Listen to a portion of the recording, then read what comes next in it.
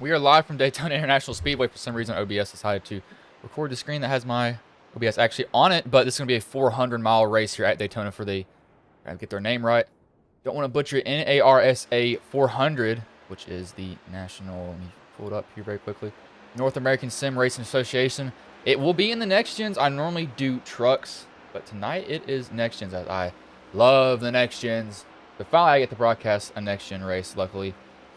But unlike the Daytona in real life, this track is high and dry. They're in their qualifying right now. But I believe they have roughly about a minute left in it, and they will be going to the pit lane to grid here. For who's up front right now? So we have a tie up front. That is Hunter Parsons and Chris Blanchard tied for first position. I did not expect that to happen. Look at Brady. Oh, yep. I did give these guys my paint scheme to run. If they wanted to run it, they will. Looks like he has taken that opportunity. It's cool to see that paint scheme out here for sure. Never saw anyone else drive it. That's definitely awesome. Thank you for running that paint scheme here, man. Hopefully that it'll be doing burnouts here for sure. But looks like he right now has not gotten a lap in. I don't think he'll be able to get a lap in on this. I could be extremely wrong. The start times could be off on my mind, as they most likely probably are. I'm very terrible with times, it seems. So he is one of three trucks that are, or vehicles that are out there. The one's out there, the 37, and then the 45 if Brady is out there. He will go 13th on the board, so not a bad qualifying lap. And at Daytona, that really doesn't matter where you qualify. I'd say it's kind of like you run where you want to. That's what it comes down to in my mind. Surely who can avoid the wrecks more than anything? Clayton Davis, he goes top of the board there. I believe that is a Haley Dean replica that she runs in the truck series. I'm not completely sure. Don't want to be butchering that. Raw is still out. He hasn't gotten a lap time in. He should be getting a lap time on this lap here. Currently hasn't qualified. I believe there's about roughly 24-ish drivers in the race tonight. This is going to be a very long race for sure. They're 400 miles. See where he will go on the board. He will go 6 on the board, so not bad qualify for him at all, but I'll pull up the starting grid here. So, I streamed last night. Up all the way to the top for you all. So first will be, I'm missing the button here. First will be Clayton Davis, second Hunter Parsons, third Chris Blanchard, fourth Scott Griffin, fifth Zach Hartwick, 6th Raw Meza, 7th Derek Kilgore, 8th Ron Morris Jr., 9th Jonathan Munda, 11th James Middlemiss, 11th Keith Bradley, 12th Huck Wigington, 13th Shane Bliss, 14th Ed Osborne, 15th Brady LeBeouf. Hope I didn't kill your name. I'm terrible with last names. 16th James Morris, 17th Johnny Lawrence, 18th Tyler Dittmer, 19th Jacob Clinken. Let me look up, actually know how to say his name here. I don't want to butcher his name early on. I know he said it in here somewhere. I believe it was not. Actually, I was thinking of somebody else's name. Hopefully I'm not butchering your name here. I don't want to say it bad for you, man. I'm terrible with last names. I'm going to say Jacob Klinkhart, 20th Joseph Riviera, 21st Nathan Smith, 22nd Dana Shepard, 23rd Cody Sanderson, 24th Jonathan Wiley, and 25th is Cody Knott. So he did not take a lap, I believe, but that really doesn't matter for him. Just kind of just a drive package. You can hang out in the back and save fuel. That might not be a bad idea to do here early on. As I'll wait for all these guys to grid, I'll give them a paint refresh here. Just make sure everybody's stuff is going correctly. I know some drivers' paints won't load in until like the very last second, it seems.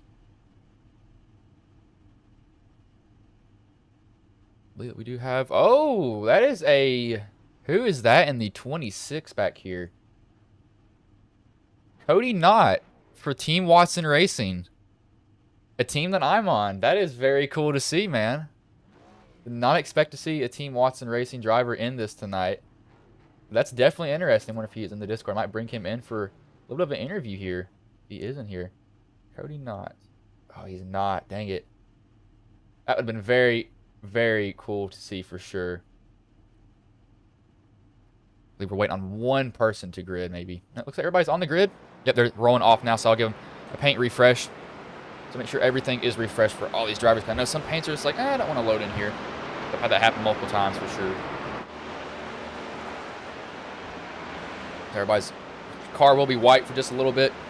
Now, one thing I'm going to be watching with how many super speedway races I broadcast, heaven forbid, I literally watched like 5 Daytona 500s basically with the time that I've done it. But with these vehicles, you can bump for sure, but you got to be lined up perfectly. The Chevys are a little bit harder to do because of that pointed front end. The Fords can really shove.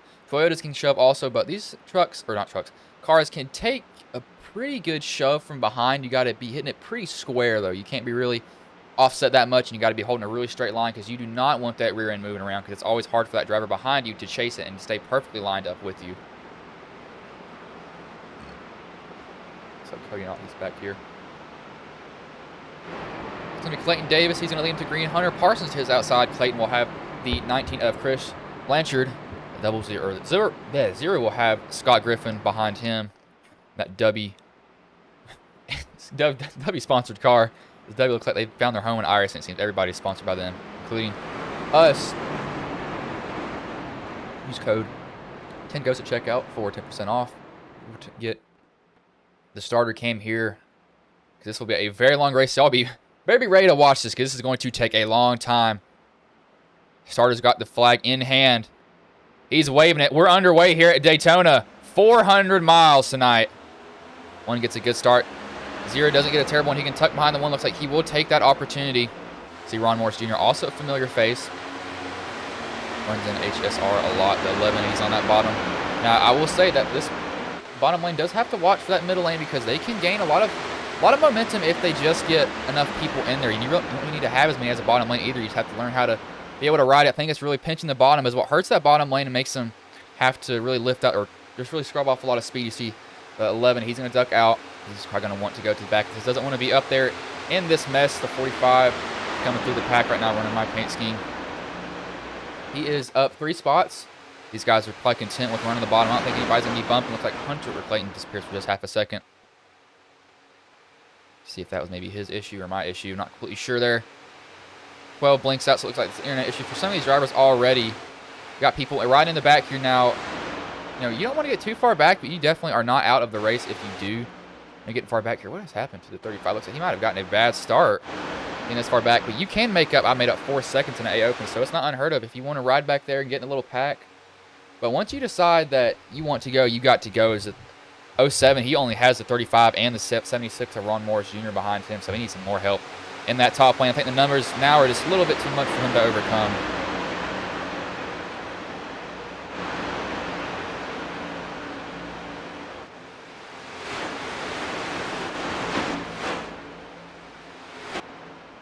See back here, the 11 looks like he's decided to keep on dropping back. Might want to go to the back of that group there. I'm not completely sure his call on that, but he looks like that's what he's decided to do so far.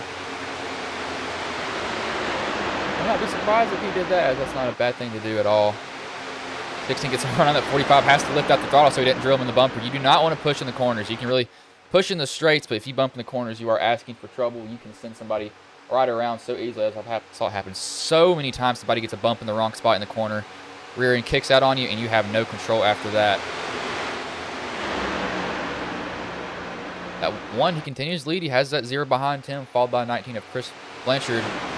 That bottom looks like he's very content with running that bottom. He can get good shoves from that 0, 70, or the 07 is trying to work it up there. The 45 is wiggling around off the bumper. The 16. Outside lane, not really organized like they need to right now. It's going to take them a little bit, I think, to get in line with each other. They need to get sorted out very quickly, though. 45, it looks like he's struggling to hold it line up there. Looks like he kind of almost went in the wall there, maybe having some handling issues here early on. Now the 16 can give him a shove down the backstretch, but he's got to stay perfectly lined up with him. He's not going to be able to, but the 45, he'll be lucky enough to stay in the draft of 37 here. But we've got, looks like 2 groups pretty much broken up. The 5 is leading this group back here, followed by the 20, the 51, 43. Let's get everyone else in the back of this. And then you see the straggler is 35. He'll probably go a lap down here before they go to pits. I'm not sure what their fuel load is exactly. It's kind of up in the air for me. I'm not completely sure.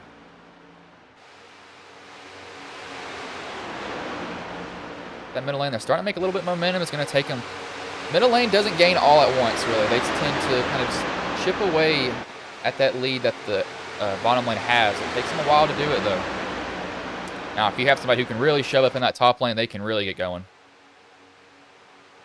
35, he abandons that. Sorry, 37, he abandons that. He goes to the bottom in front of the 12. Going to give that 45 a huge run coming to the 7. We'll see if he has to lift, get in the corner. He looks like he will have to. He doesn't want to bump that 07 into the corner. 07 actually abandons that. He goes down to the bottom. So drivers are abandoning that top, going down the bottom early on. Basically just running a train at this point, it seems. It wouldn't be a bad idea. Saving fuel. One thing that these drivers can do doing that, running up front, will be burning more fuel. I don't want to be about in the middle of it, I would say, for it. But this 5 looks like pretty much just keeping distance to the 42. He knows that he can catch him. 42 could actually be hurt here. You kind of want somebody shoving behind you. I think that 16 is trying to find a way, and the 45 has room if he wants to take it now. Ron, nope, now he can't take it. He's outside of the 12.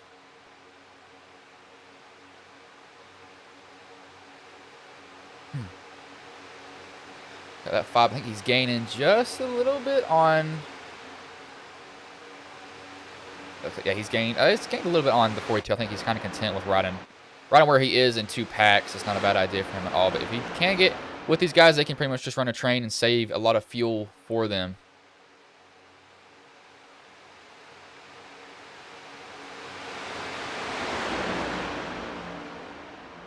Let's hope my throat is not shot tomorrow from doing this. Knowing how it is, it probably will be. 42 is just kind of hanging on to this pack here. Now you got to be careful being in this position, because if you lose that draft, you're going to go. Now, he's lucky enough there is another pack behind him that he could easily join into, but he's got to be extremely careful if he loses the draft of the second pack. If he loses the draft of the second pack, he's pretty much in no man's land at that point. He's running a yellow mellow Kyle Petty throwback paint scheme there. 42 car. Like somebody got a little bit loose, the 15. Jonathan Munda, I think he got a little bit loose trying to go down to the bottom. Maybe he went from the top. I think he was the bottom the whole time, though. So he's got in the apron just a little bit. That 45 still fighting hard outside. Got the 16 shoving him. It's really being a 2-car tandem right now. They're making it work. They're not giving up just yet. They're kind of picking away at the lead that this inside lane has. They lose a little bit in the corner, then they gain some on the straights.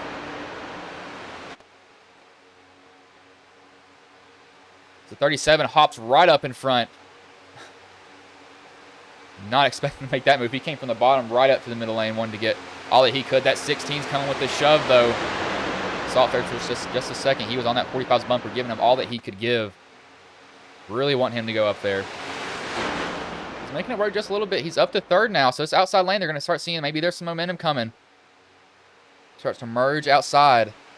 He might get the lead this coming to this corner the way the 16's been on his bumper. The one's not been getting bad shoves from the 0, but the 0's not close enough to the 1 right now. As a 45, he's going to go to the lead. If he stays in the middle or if he goes down to the bottom, he's going to go about the middle of the track. See if he goes down to that bottom lane or if he hops back up with the 16 that had pushed him to the lead here. That 1's going to have a run but coming to him. And the 19 ducks down. He wants to go to the back of this group. Now that's the 16 job. That 1 gives the 45 a shot, trying to get him out there. It's going to get him very far out there. Definitely clear the 16. The 1 is maybe clear the 16 if you want to come up and try it. 16 looks like he's trying to find a way in line. 00 hits the apron, gets him a little bit loose off the bottom.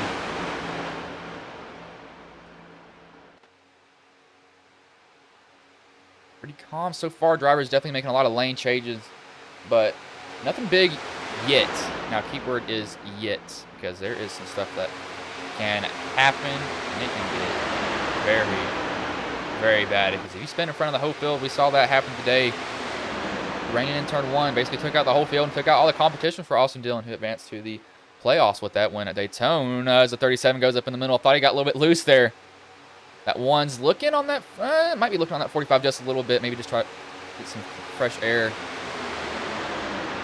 I don't think it's heard of to speak of here. That 37's got a good run from that 42. 00's holding up that bottom line just a little bit. It's Huck Wigington. Surprised these guys are not content running that bottom lane. This pack back here, though, has definitely been, they've traded off almost a little bit over 2 seconds now, so they're definitely catching them. Not sure if this was a calculated strategy for them to do this, but I know that them fighting up here is what they like to see. Slowing each other down, side drafting them ever so slightly.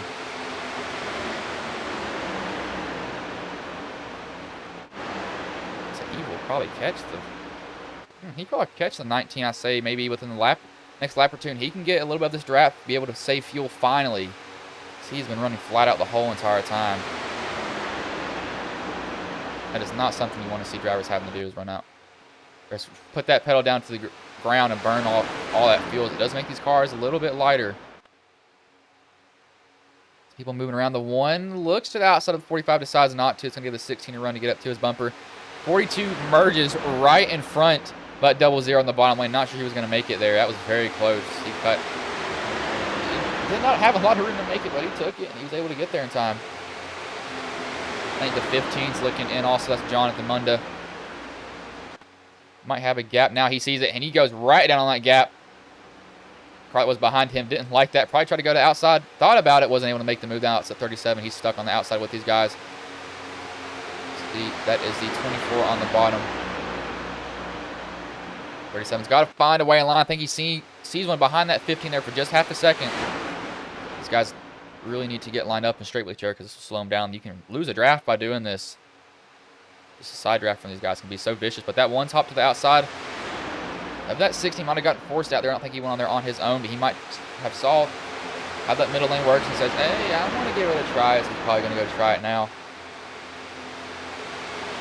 He's losing a lot of positions now. He's lost about 3, might be 4 here very soon. Oh, we almost got contact. The 71 got loose there off the corner, I think. 15's below that yellow line, trying to squeeze in there, 3 wide. I think drivers are going to be a little bit cautious now. Lift out of it, get out of the way. Yep. Not sure what happened. I think the 15 might have gotten just, or it's not 15, sorry, 71 might have gotten a little bit loose.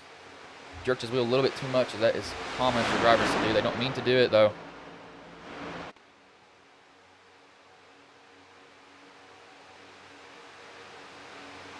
That 16's on the apron trying to stay behind that 45, but we got drivers that came down pit road. I didn't realize they came down pit road. That looks like that was the 11 I saw coming off pit road. I know that we have the 35.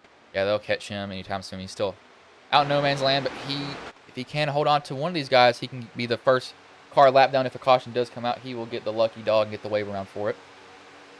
Hopefully, it does not turn into a caution fest, because that would be a very, very long race for you all.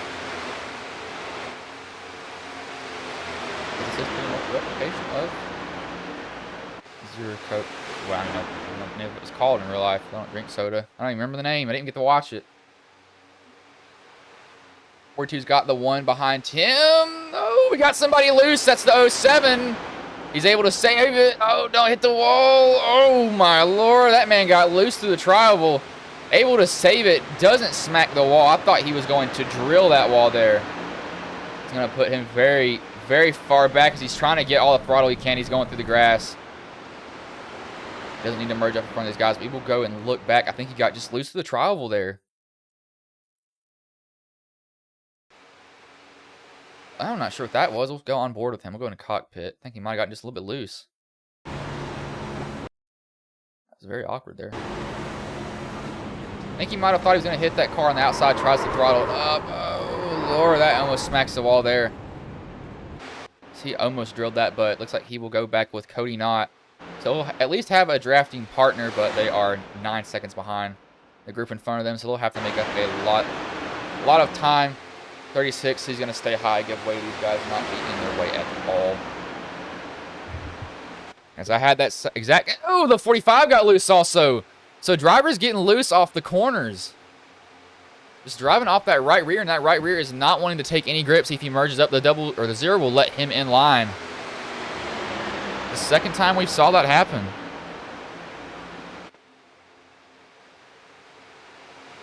Almost bad for him. I'm not sure. I mean, that's weird. The drivers doing that. I just don't see that happen very often. I mean, Powerade. Sponsor me, please.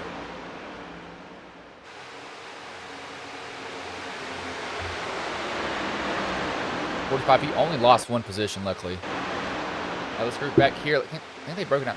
Two little packs. Let me make sure. Yeah, they kind of broke out to 2 little packs so far. And that's not bad. I'm getting curious. Why are these guys getting loose on the bottom there? It's like we might have had another guy get loose. That would be... Let's see who that is. I think that's the 15. Or sorry, 47. James Morris. I think he got loose off the corner also. So we're seeing drivers get loose out of 2. Through the tri-oval, out of these corners that I just wouldn't think that they get loose most of the time, but it's happening to them. This group up here has about a 2-second gap. to the 71 back here. These guys need to get sorted out. Able to shove each other for as long as they can. That will definitely help them out, because if they do not get sorted out, they will be put in a rough position for sure.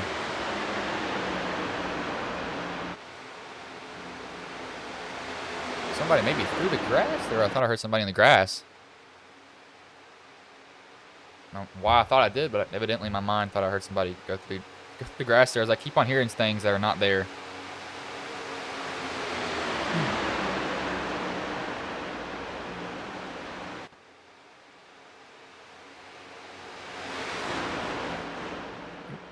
That 45 looks like he's going to go up to that top. Yeah, although I think he might want to be saving just a little bit more fuel now that he knows that he's not in the lead. Running, you know, I can tuck behind these guys. Don't have to really burn up fuel like I was before. So he wasn't burning up that much, but he's definitely burning up more than he was. And now saving like this, it will allow him to extend his fuel even longer on these guys, and that will definitely help him out. He does have to do that. He will go. Yeah, he's gonna go to the very back of this group. The 16 gets loose also.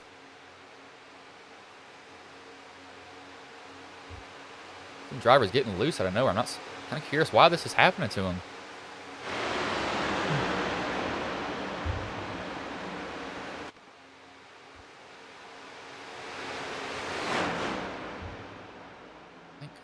One thing I think of is they're driving off their right rear in the corner. Maybe trying to jerk it down the line a little bit too aggressively. 45 needs to get that in line, though, because he's doing this is going to hurt him a lot for sure. These guys behind them are starting to catch them ever so slightly. It's going to take them a while for sure. I don't expect them to gain everything at once. That would be kind of awesome if they did, though.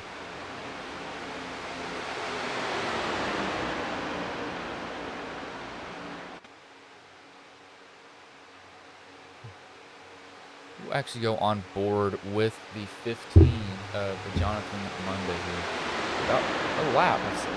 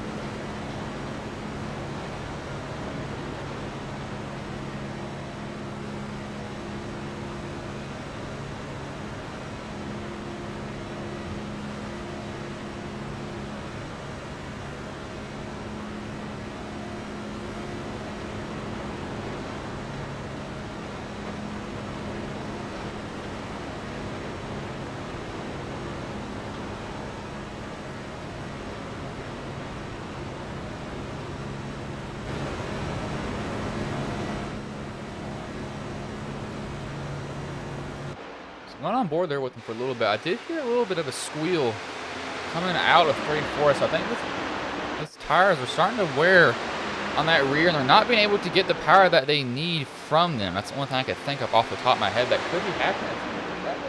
That should not happen. The super speedway. If your tires are screaming at you, you are probably burning them up. Definitely not somebody wants to hear it all. Let me check something.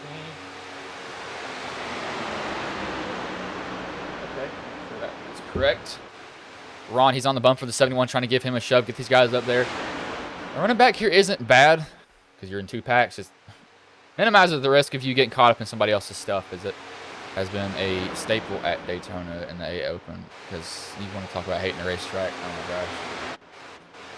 I've lost 600 IR because of this track alone, but this group is going to catch the 12 in front of him probably within the next lap or so. And he got a little bit of a break. Yeah, they're getting loose at the corner. That's one thing I think of. That 35, you see, he did tuck in behind the last car on this pack.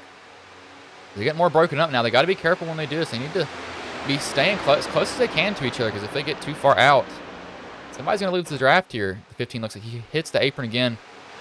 I think that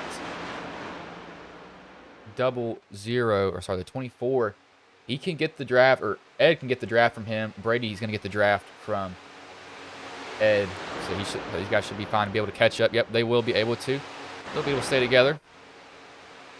These guys are continuing to just run a train pretty much. Everybody's running that bottom. Nobody's really going side by side. It was side by side earlier on, and they decided, let's not do that. I do not blame them one bit for making that decision at all either.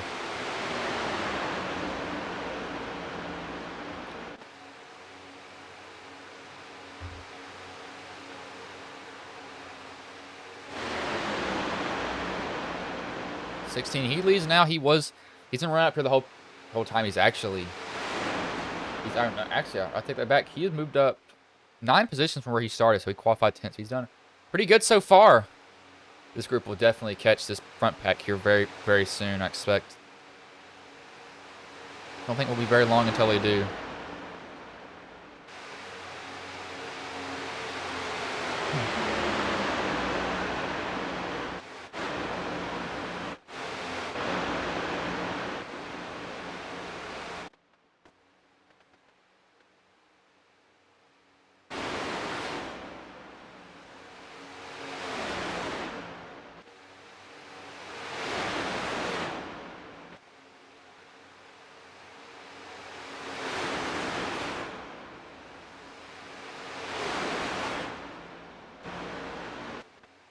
A little bit of sounds from the track drivers going through the turns. You hear those engines roaring on them. I've actually turned you all down in OBS. I'll turn that back up just a little bit. Don't want it drowning out my voice. 71, they've kind of slowed down. I think Ron, he does know that. He can bump him. Ron does a lot of super speedway races all the time, so I expect him to have pretty big knowledge on it. I'm sure for him. If he doesn't, it can be a little bit weird. But we had the driver of the 07 was in here. He is right now. He is 21st back with this group. They picked up some more guys with them, though. So that's not necessarily a bad thing for them. They do have a pretty big gap to the 19, however. That even is to the 51. They've got a long way to go. So they aren't out of it. So if you do shove correctly, you can make up time. It's got to know when to do it. Got to be trusted as a pusher also. Trust is a big thing that shows up at these racetracks. If you've not been a good shover the whole night, nobody will really want to go with you at all.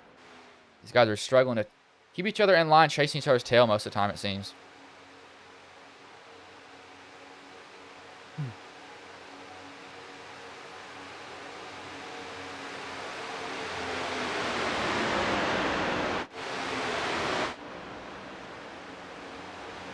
I'm surprised this group hasn't caught one in front of them. They've been gaining, then they lose again. I'm not sure if something's happening to them or what, but it's taking a while, and I'm surprised by this.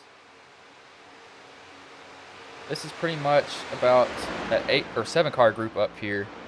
35 is a lap down, but he kind of tucked in behind these guys. Not gone bad so far from him. Got 19. He comes down pit road. I'm not sure if this is scheduled or unscheduled. I'm thinking it's probably unscheduled because this is early in the pit cycle. I'm not sure about their fuel load, though, so I could be completely wrong. Saying that as Ron is moving around back there. Caught just a glimpse of him. Trying to keep it lined up on that 71. Like rear and kind of dance on him.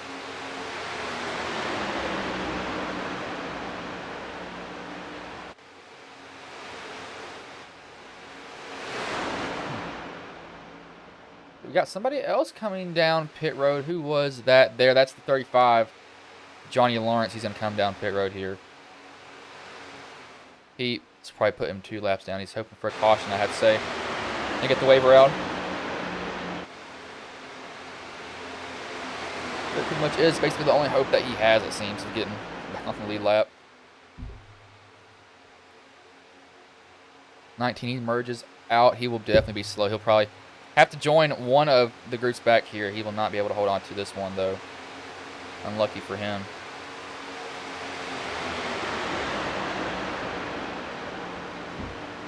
Before these guys go and take pit stops, we will roll some quick commercials here.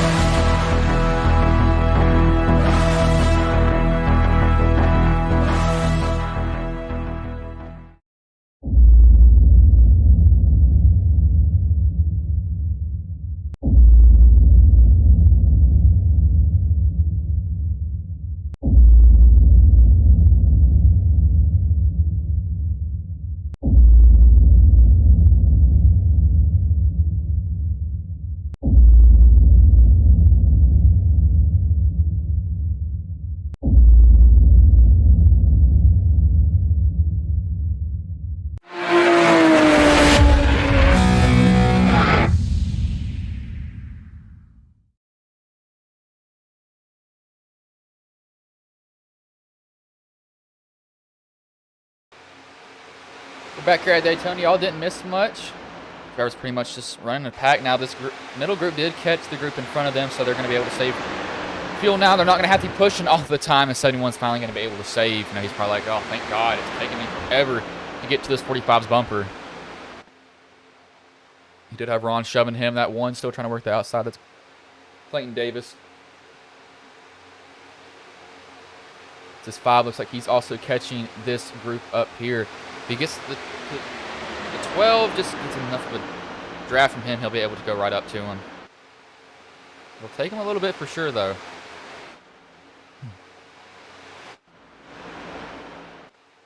Parsons, he's leading, followed by the 15 of Jonathan Munda, 42 of Ed Osborne, 16 of Jameson Middleness. That one's working the outside lane. He's got nobody with him, though, so he needs to get some help here for sure. If he doesn't, surprised he's making it work, though. It's only one car. He has no drafting partner, but he's doing it right now. I don't think it will last long enough for him, though. He's been able to side draft as the 15 gets loose, and the 45 looks like they get loose also. And there might be drivers already starting to scatter. They see somebody up in front of them get loose, and they're like, oh, I don't want to be involved in this wreck. A little bit of a preemptive measure, not get in something if there was something that happened, but 34 laps so far. They've stayed green currently. 31 minutes into this race. We're running about 48-second laps currently.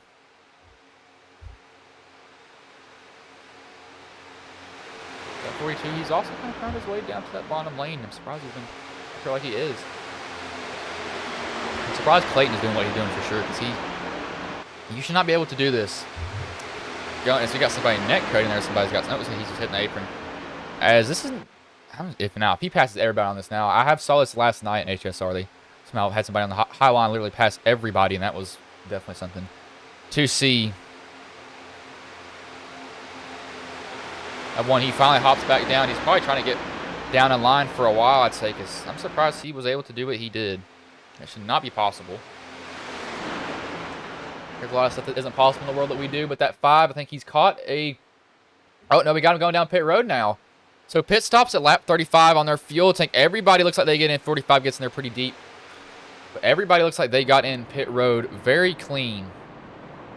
Nobody hit each other. Now you got to be careful going into your pit stalls. Saw it happen multiple times. As a 45 missed his pit stall, that might be bad for him. He's too close to the wall. Oh, this is catastrophe for him. This is going to put him easily a lap down. Overslid his pit stall, then he was too close to the wall.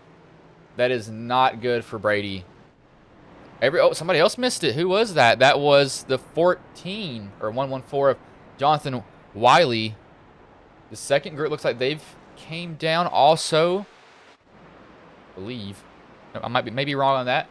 That 45, he's not going to be happy with himself. We had somebody looks like they wrecked going into their pit stall. It was a 15 of Jonathan Munda. So you saw a tire track. So I'm guessing he probably got punted and they're on accident. But Cody and Cody Sanderson will also come down pit road. Followed by the 114. So pit stops already have gone bad for some drivers. You do not want to see that happen. These guys that are in pit road, most of them, they were the leaders. They had to come down pit road eventually. Took them a while. They didn't try to stretch their fuel a little bit longer than these guys out here. These guys are probably tanking. Oh no, we got somebody's crashed. It's like Brady. What has happened here? And up on the apron, around the car goes into the grass. Just spins it out, solo spin into the grass. That's not what he wants here. Decides to loop it around, get back going out of it. As that's not good. Something went from good to bad to worse in a matter of about 5 seconds for him, it seems. Let's see where he's going to have basically... He'll have Derek Kilgore around him. Derek will have to come in and pit. Might be able to get Scott. That's just not what he wanted to see, though, at all. But you guys, drivers merging back on the track from pit road. Clayton, he came down pit road. He is all alone. So he must have gotten a very good pit stop. Hunter Parsons is behind him. Raul Meza is behind him, though. But these guys need to get grouped up together. Now, they could lay off the throttle and let somebody get to him, but I'm not sure that they will because they need to have a huge gap to him. Now they want these guys fighting behind him, though. But running alone also is burning more fuel. You're going about 5 miles an hour slower to your foot with your foot to the floor now from running a packing. Running about 193 and half throttle it. It's just the speed difference that these guys get being in the draft. You gotta take that into account. It's like Ron gets a little bit loose on the note. Looks like he probably just tries to drag the 71 with him there. Thought for sure that's what he was gonna do. They got that middle lane going. The 23's leading that. He has a shove from the 5. Sorry, 34, which is a 23 this race, stamped as a 23, so he's actually a 34 car number. My board, so when I refer to him, that's who I'm referring to. That is Tyler Dittmer. These guys, they can probably catch Parsons and these guys very, very easily because they do not have a drafting partner up there, so anything, they will probably eat them up very, very soon.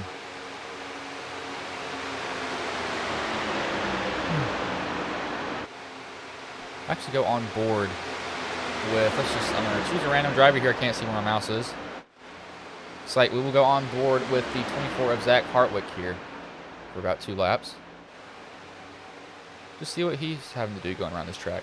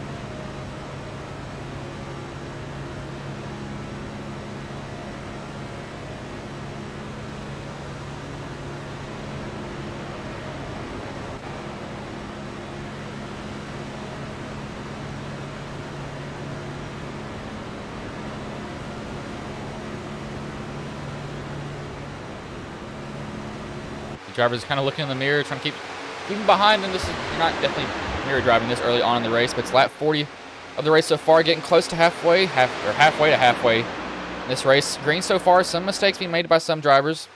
Luckily not too many just yet. I've saw some pit road mistakes happen. Drivers been sent around on a complete accident. And we had the 45 miss his pit stall. Had to back up too close to the wall, and then he spun coming off pit road. No, he's not going to be happy with that at all. If that was him, be pretty mad. Up here, they're probably going to catch these guys. Oh, yeah, they've already caught him. All right. I didn't realize they had caught him here. I was looking at, we were doing the end car stuff, and realized they caught the group in front of him, but kind of knew that would happen eventually. You can't run alone at these tracks. Now, if you do other tracks, you could have a possibility of doing it. That was there. He's going to give way. He will go a lap down. Might be 2. Yeah, he'll be the first car a lap down. So if caution were to come out, he would get it. I believe they will catch Brady, Derek, and Scott here very quickly because they are about. They're in 3 and 4 now. These guys will be coming through the tri-oval.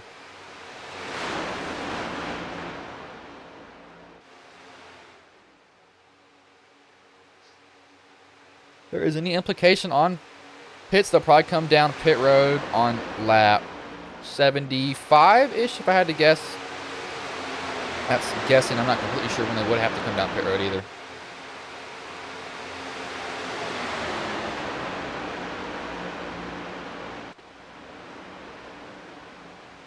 Oh, we got somebody loose. That is the 00 of Hug Wigington. Think he got up the groove just a little bit. I'm going to rewind that. I think he just got too far up on the track. Not sure what that was. Maybe he just got tight on exit and just snapped on him. That just snapped on him. Able to save it, though. I'm not sure. I think he just got tight and tried to pull it off the wall a little bit too fast. The drivers, they will do that every now and then, and that can really come back and bite you. They didn't overcorrect and absolutely drill themselves into the inside wall. That's definitely not something you want to feel. You don't want to feel a safer barrier. Most drivers don't want to. Oh, we got, as soon as I'm talking about a wreck, there's one. Ron Morris Jr. into the wall, almost upside down. Down into the path of 37. He gets hit also from the 37 in the rear end. As soon as I was talking about a safer barrier, Ron Morris Jr. almost goes on his hood. That will bring out the yellow.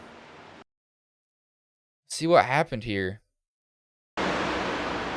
The double zero, the zero down into Ron. Net codes, and that kind of drags Ron with him. Ron is almost flipping. I think the 16 got no damage in that also. He went down through it. 37 looks like he gets minimal damage. Surprised that Ron's damage is not more than what it is as Hunter Parsons. He comes down pit road. He's a 05. I had the name completely, or the number completely wrong. He has a broken toe link, so he will have to use a fast repair if he does have any.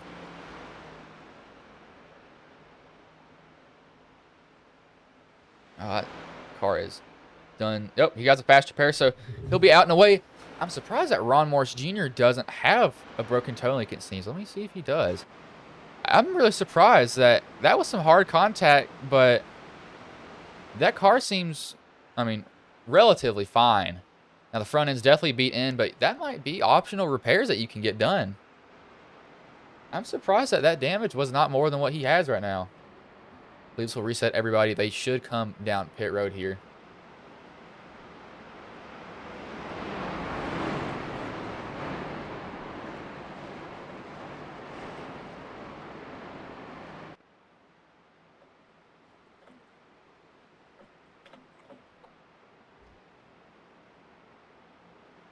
As I believe it might be closed this time. Nope, it's open, so 16 is going to come down. He did get in that wreck. 37 kind of hit Ron in the rear. Didn't have anywhere to go, really. Nathan Smith will come down. Chris Blanchard will come down. Cody Knott will come down also.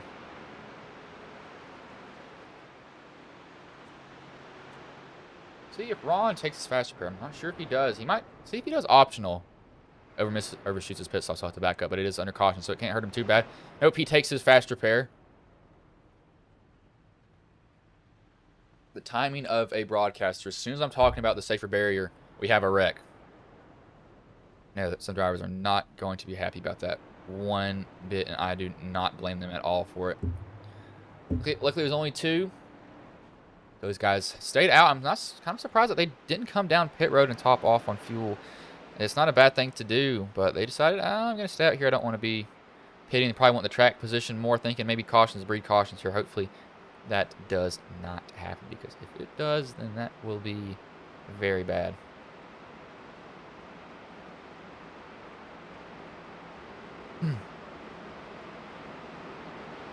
As while these guys are under caution, I'll roll some commercials here sometime.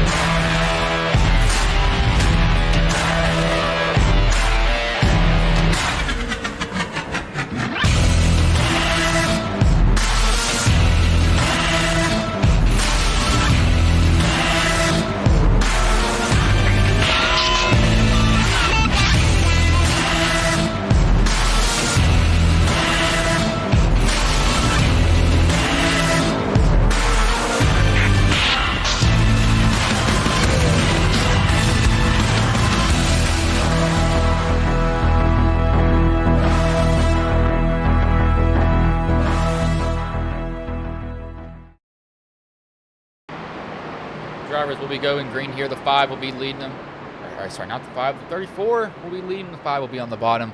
followed by the 20 and the 42. We saw a crash just there with Ron Morse Jr. and the 05 of Hunter Parsons. Hunter came down to Ron, neck-coated, dragged Ron with him. Ron almost flipped. Luckily, those drivers are not out of the race. They used their fast repair.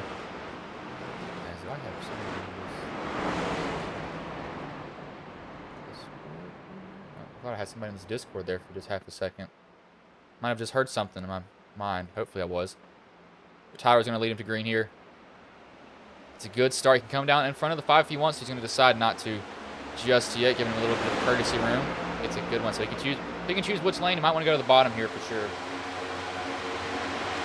The first caution in the race so far, lap 48 of lap 44 of 160. But bottom is stacking up with the one had to lift. You saw him kind of wiggle around, not to drill the car in front of him. Guys, got to be careful with that. That's something that's common at these tracks. They want to hit each other in the rear end sometimes. At 20, he's gotten a run from the outside, though. Got the 17, that was, sorry, 17. 71, that was shoving him.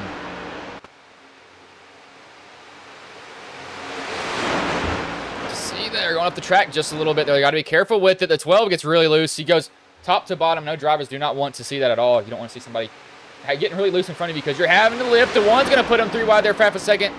He's looking to put him 3 wide. He's thinking about it. He's like, Ed, do I want to do this? He decides wisely not to do. He's thinking about it still. Sides. Oh, there we go. Somebody gets hooked. The 45 gets hit by the 15 in the corner, collects the 14 and the 144. Drivers coming back down on the track. Some drivers going through the grass to avoid it.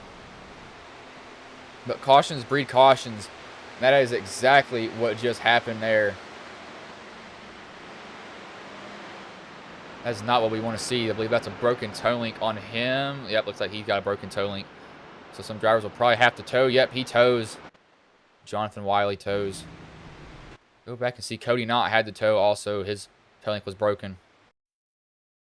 I believe it started with the 45 here. Not 45. Sorry, someone that was stamped as a 45 at somewhere in here. Let me find their name. I believe it starts with Cody Knott. See who he hits. So it started with actually the 45 in this race. Not sure who that is. See, he probably gets, see what happens here. Oh, the not holding the brake is the 14. Comes back up and takes Cody Knott with him. Breaks his toe link. I want to see who was the 45, because the 45 is not who the 45 is in this race. I'll just go from here because it's close enough to the view of the crash. See that 15? Looks like he hits the 45 just a little back to get the 14's view of it. Sorry, 15's view. I don't know why I'm saying 14. Let me find him over here. This is one thing with not stamped cars. So it looks like the 45 moves off the bottom.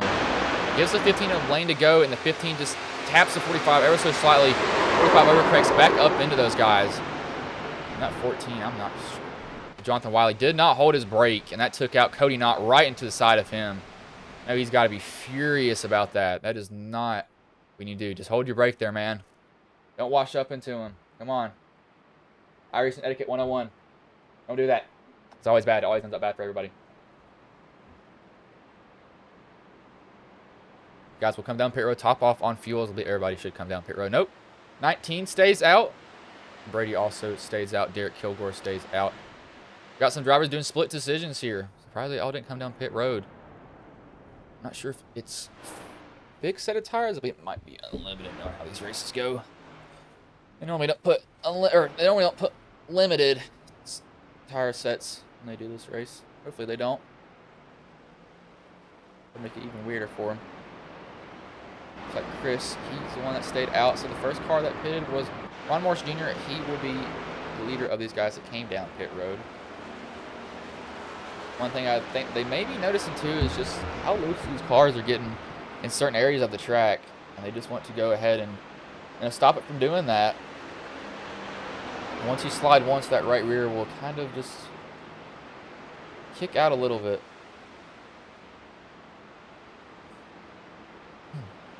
As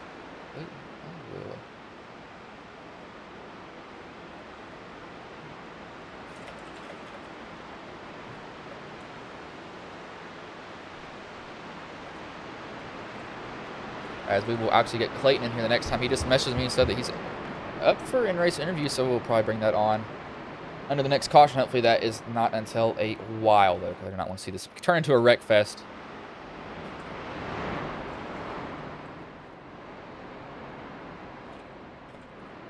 One might be going to pit road now. No, sorry. One is a 19 going down. Pit road. Yep. Nope. He's faking me out. So drivers kind of, I'm not sure. They're kind of playing a mind game here, it seems.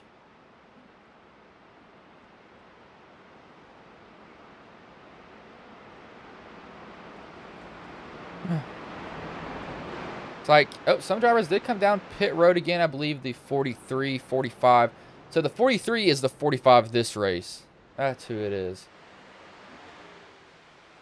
Has he been riding around with that the whole time? I'm surprised he has. And it looks like he has a broken toe link for sure, seeing how the wheel's hopping around. Don't think that that thing's going to make it much longer, but he's definitely giving it a shot, and I cannot blame him for doing that one bit.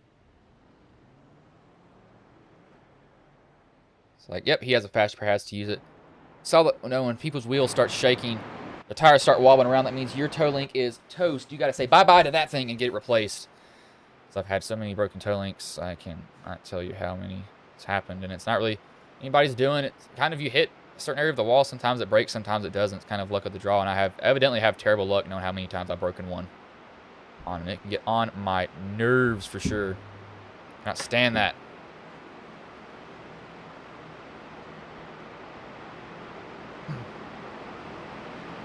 Going to be a 19 hill leading the green. Brady will be on the outside of him. The 11 of Garrett Kilgore to the bottom of the 51 of Nathan Smith. Or a partner there.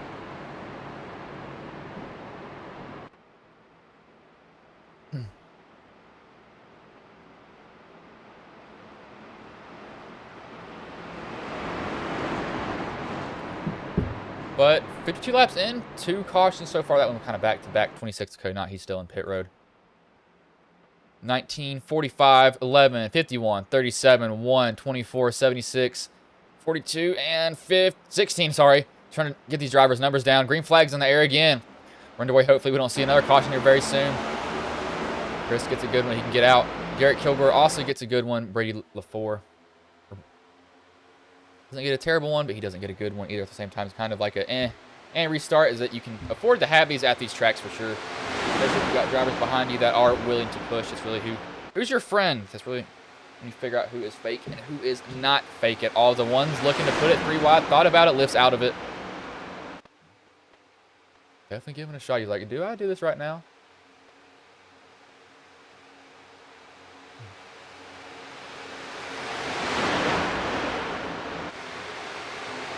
That one is going to leave the outside lane. He's going to get down to these guys. Oh, he has a gap. I think he saw that 51 gets loose. Don't wreck. He's around now. That's Nathan Smith. Just kind of overcorrects a little bit. I think it's the second time. That might have been, no, it wasn't him earlier in the race, but he goes through the grass. Able to save it. He just got incredibly loose. I'm not sure what happened there with him. Got loose, but he's able to not hit anybody. That's going to put him in the lap down here relatively soon. I say the 43 comes down pit road. Not quite sure he's in pit road. Might have had a speeding penalty.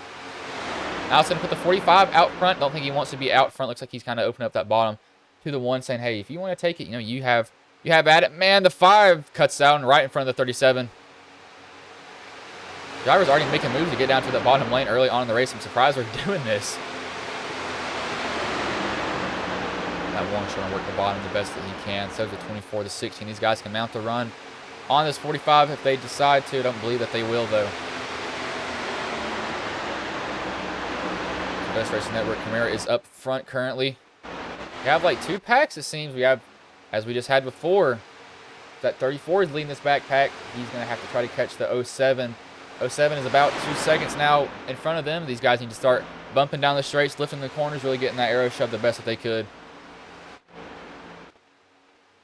Did somebody not have a hood there? I could have swore when I turned around, somebody didn't have a hood. 43 is working on the track here. That 45 might be giving that one a little bit of an offset so he can get a little bit of a bump if he needs to. Maybe kind of let him get a run, more or less, on him on the straight. So that, you know, I can give you a little bit of a tap in the rear end.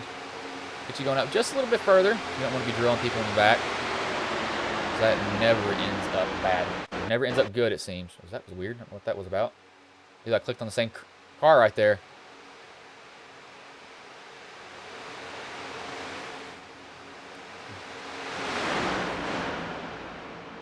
I'm just trying to pull up lap times here. That's not what I need. I need to find it here. There's battle boxes. I'll leave this up here for you all. Ray LaFour, he's going to run that bottom. I think driver's going to just be like, I'm just going to run the bottom now. I don't really want to be around anybody at this point. Kind of just want to ride. We can save fuel, stretch it a little bit longer. Now, if this pit cycles does go like it should, I believe. Guys that pitted on lap 50 should be able to go to about lap 86, I'd say.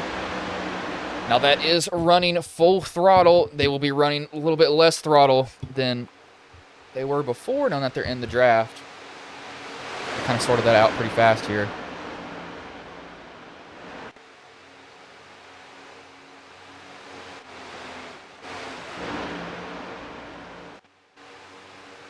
.45's got the one, shoving him pretty well so far. Everybody's just deciding to line up on the bottom. Now the 5 has tried to mount something on the top. He only has the 42. Ed Osborne trying to shove him. They gained other trucks, it looks like. Or not trucks. 07 hopped up there, and I can't see who's that car number right there. Or in front of him. It's just so hard to see. That's the 47. Yeah, 47 of James Morris. That 5's not gone to the lead. Looks like they probably swapped positions somewhere with the 1 and the 45. 42, so if they go down, yep, they're going to go down in front of this bottom lane. Now, I saw the bottom lane. Now, once you got to the bottom lane, if you've been shoved by on the top lane, that top lane still comes back and gets you. Maybe who will do what here? What drivers will work together? What drivers will say, it's my time to shine here. They're not halfway in the race just yet. It's been about roughly an hour here. So still running about 46-second laps, so they're running faster than as they thought they were going to put it 3 wide. They're at 07's looking on that 47 there. 45's hop up into that top lane. 07 got a little bit loose. 45, let's see if he comes back down, if he's not going to be able to get down in time. 07 to 71 jumps down to the bottom. 45's really got nobody behind him. He has the 07 and the 76 of Ron Morris Jr. 45 was going to be able to get down. I think Ron's trying to find a way down in line. He's just not able to get there just yet. That one got the 47 now. They hop up together. The 5 hops back up into that lane, sees the run coming. Doesn't block it again on the 1. Kind of lets the 1 go. They almost got a wreck back here. And the 45, 71, and 07 almost wreck each other. Maybe driver's just putting the 3 wide and trying to get too much too early on. Brady, he should be able to rebound from this. He can probably hold on to the draft of the 19 lane. All get by him. He needs to get some type of draft from somebody here, because that will put him in a very difficult position if he's not able to. Up here, we got these guys going at it. The 5's going at it with the 1. 47's kind of going at it with the 42 at the same time also. So they're really trying to give each other the best shoves that they can here. Yes, you really want to lay it to you on the straights and the corners. You want to get as close as you can. Get that good run off. And the back stretch is where you just lay it on them.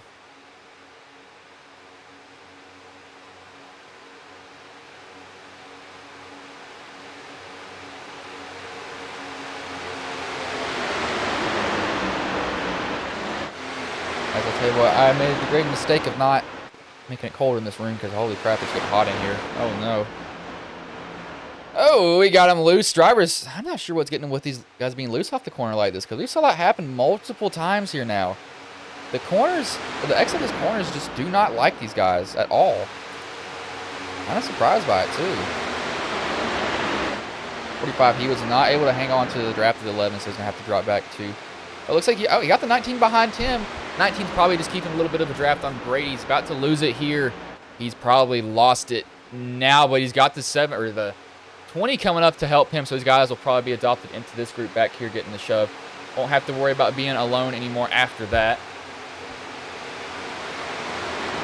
It's not something that we want to see at all. No, they're going to go right around him. They're not going to pick him up. Hopefully these guys can tuck in behind them, though.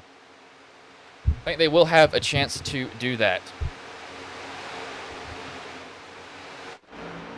These guys are still going to add up here. The 42's been shoving the 5. Ron kind of led to that top lane. He tries to go down in front of the 1. He was clear, but decides not to cut the 1 off and make him lift. A lot more of a courtesy move from him. Too early in the race still. It's only lap 62. You got about 100 more laps left of this, so don't take yourself out early. It's one thing that drivers will probably keep in mind here. 5 looks to block the 42. We got him making moves now. 5 blocks the 42 back down to the bottom to block the run that the 1 has. So clean car's definitely not taking. Oh no, we got a wreck now. 42 into 71, down to the 24, collects the 12. See if anybody else gets into it. Looks like everybody else is able to get through it. Some drivers through the grass. The 45 doesn't hit anybody. Luckily, he just spins it out, which is the 43. Saw that coming somewhere. Let's see, I believe it was up here, the 42. Of Ed Osborne. Maybe just got a little bit too antsy in the middle. We'll see him look right here. I'll slow it down here. Looks like he almost comes down into the 7, doesn't. Sees 07 coming the bottom over, or it gets up a little bit out of the groove into the 71. I believe it only got really 3 drivers, the 71 and the 42. The 71 missed most of the damage. He just missed most of the damage. Ron gets hit in the rear, and he's able to save it. 24. Oh, he hits the 71. Finally, 71 looks like he doesn't have that much damage, though. I think he should be mainly fine with it. See if Ron misses the 71 again. He misses him again. He threads the needle between those two guys. 16 saw its life flash before his eyes there for sure. Doesn't seem like that's much damage to the 71 or the 24. So those guys should be perfectly fine to be able to go continue the race. Oh, what happened here with the 43? I did not remember that damage being on your car there, little buddy. What happened here? Or was it broken before that?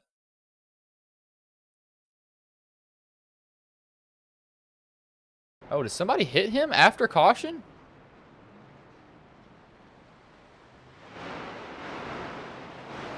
Oh, no. Oh, my gosh. Come on, guys. You got to be checking up for that. No way these guys should be going that fast. Takes off the 45. That breaks his toe link and everything. Who hit him? That was not Jonathan. Who was that drilled that man? Trying to find who that could have been. That was just careless. Drivers should not be going that fast that far after the caution was thrown. That will end the 43's night. Dana Shepard. Do not know what that was about there. Not even sure who hit him. I couldn't really see the car number either. That's just, oh Lord. I don't know what that was about. We will bring in the one of Clayton Davis. Get him in here. Hey Clayton, this is Bryson Booth. Got a copy, man? Oh yes, sir. How are you? So you're running 4th right now. You've been up front most of the time. You've been able to dodge some wrecks that's happening. But how's the race going so far for you, man? Race is great, man. First pit stop, I put 5.5 gallons. I got out front by myself, and I forgot to bump it back up to 20 gallons. When we pitted under the stage, and I just got, like, crew chief came on and said you have 1 lap of fuel left coming out of 4, and they wrecked behind me and saved me from going who knows how many laps down just now. Yeah, man, sometimes gifts happens. It looks like cautions have break cautions, so you've definitely gotten lucky on those, but you're sitting 4th. How do you feel about your chances so far, man? I feel really good about it, man. I feel like I'm driving a good race. The 5, who was throwing some pretty ridiculous blocks there up front this early in the race, and so I don't know. I guess I'm just feeling everyone out and seeing what happens. I may have gone to the back here and just hanging out for the last 100 laps to avoid this stuff, because I'm not trying to get caught up in some crazy blocks here this early. So. Yeah, I know that some drivers, you were like, why are you blocking this early? That 5 was being very aggressive, but luckily he wasn't turned as it was somebody else I got turned, man. But it looks like you're gonna be going green this lap, and I'll let y'all go. I'll let you go, but good luck, man. All right, man. I appreciate it. Thank you. As that was Clayton Davis, the driver of the 1 Ford Mustang here. It will be going green this time by, as I said earlier. Saw them line up, knew that I had to get him out of there so he would be able to concentrate on the race. I'm going to see who broke that dude's toe link. No, it wasn't Cody. Cody wasn't out on the track. Who broke that man's toe link? Looks like it was Cody Sanderson, I think, maybe. I don't want to be throwing accusations. It's either Cody Anderson or Jonathan Wiley. I'm not sure which one it was. I don't think it was Jonathan. I don't think it was. I think it was somebody else. I'm not completely sure. I don't want to be saying the wrong driver. The 47, he's going to be on the bottom of the 07. Scott Griffin, the 76 of Ron Morris Jr. will be in that bottom lane. Below the 1 of Clayton Davis, who we just interviewed. The 45 of Brady LaFour. Or LeBefour. Hopefully I'm saying, I don't want to be butchering his name. I'm probably butchering it. I'm terrible with last names, it seems. But cautions after cautions, it seems, now happen. Drivers have a little bit less than 100 laps to go here. You calm down just a little bit, decide to run in a single file line. I think that would be best for all of them. And that they don't have to really hit each other too hard. Because if you hit each other, it's going to end up bad. Green flag's back in the air here. We're underway again at Daytona. 07 gets a pretty good start. Already got the 45 going on the apron. Looks like some drivers struggling with a little bit of grip. Putting all that power down, they were able to get going, luckily. Jonathan Munda. Jonathan Wiley. There's two Jonathans in here. I don't want to say it was a truck. I keep on wanting to say truck because I've done so many truck races. It's ridiculous. 07's pretty far out front. He has the 47 that's going to shove him. These guys did pit, so they have the same amount of fuel that one's hopped up into that top lane. He's got nobody behind him. He's going to have to hope that the 71 can get there. 45 looks like he's going to go up. See the one needs help. Going to try to help him out. Clayton going to try to side draft that 37. Slow him down just a little bit. I believe he suffered the Daytona curse as me looking at his I rating, or safety rating. 1.66. That's welcome to Daytona. The I rating goes through, or safety rating goes in the dumpsters. I'm not making fun of him at all. I know how that feels, man. It's terrible. I'm an A-class driver, and I've lost 600 IR because of Daytona alone. You tell me what, I hate that track so much now. I did win a race. Don't know how I did it, but I did, evidently, and I was pretty happy about that. So I will back off this audio here real quick on the race. Don't want to be drowning out my voice. That one's kind of going down. I think that's really hurting the 45 just a little bit, trying to keep it straight. That 47's really moving around that bottom lane. He needs to hold his line just a little bit better there. I hope these guys can bump him. There's some sparks coming. Drivers getting on that yellow line a little bit too much. Taking too much up. Looks like Ron got loose coming out of that corner too.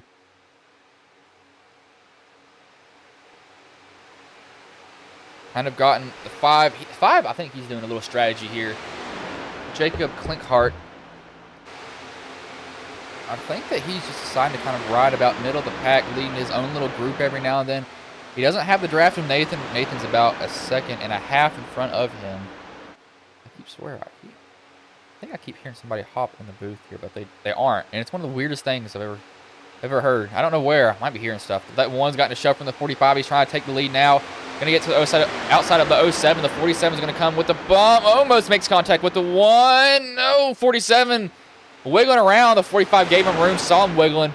Thought there was going to be somebody around there very soon. That was. Luckily, these drivers noticed it, decided to say, let's back off of him now. I don't want to hit him too hard. Now, when you have a car doing that on the bottom, that's where you get even more anxious. You do not want to be around that person when they can't hold that line like they need to. Might be getting a little bit loose on the bottom with the 47. 45 and the 71 are going to try to work that outside lane. They got the 16, but they just don't have numbers. One goes back up to the top, leaves that lane open for the 07. I'm surprised he did that. I thought he would take the bottom again. But he doesn't come back down in front of those guys.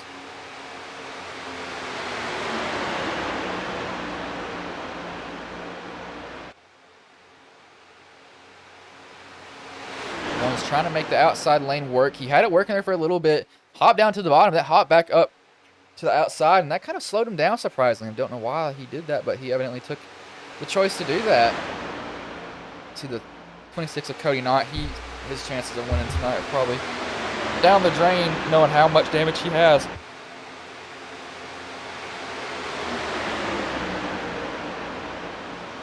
At 1 again, he goes to the lead to see if he stays in that top lane now. Looks like he will. He doesn't go down to the bottom. He's rather have Brady. I think he saw what happened when he hopped down before.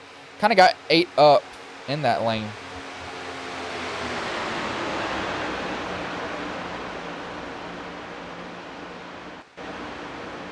.42, 12, 19, 05. The 5 kind of in their own group here. Also, we got guys really making some moves up here. That middle lane, though, you see that strength starting to show. These guys are just ripping that outside.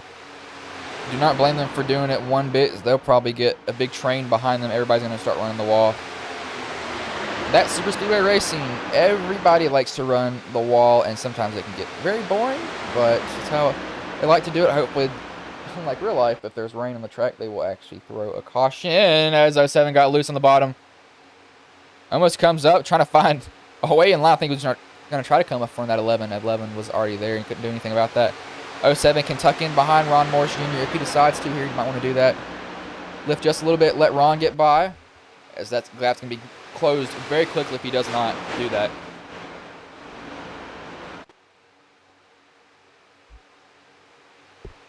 See Ron hops up. Everybody's going to run this. Everybody's going to run this outside now at this point. I don't think anybody's going to move down to that middle line. We got these guys back here running the bottom.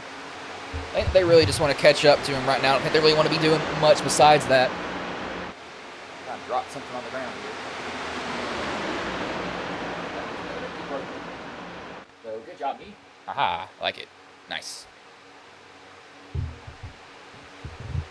42, he's leading this group back here. That's Ed Osborne. He's got to catch up to the 12.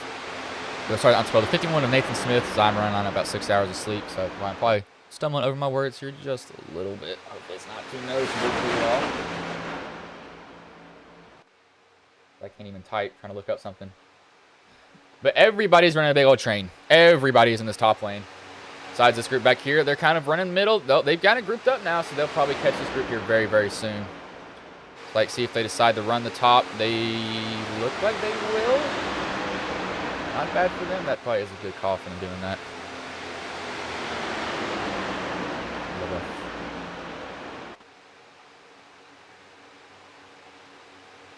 I look at Gus instead of LaBeouf, so probably I'm saying that man's name wrong. Sorry about that. I'm terrible with last names. He's running my pants game not, so I do thank him for doing that. Let's put it out there to see if anybody did want to run it. He took that calling, but you see everybody's running about that black groove near the wall. 37 got, or looked like 35 got loose there. Now Johnny, he is back on the lead lap from those cautions that happened.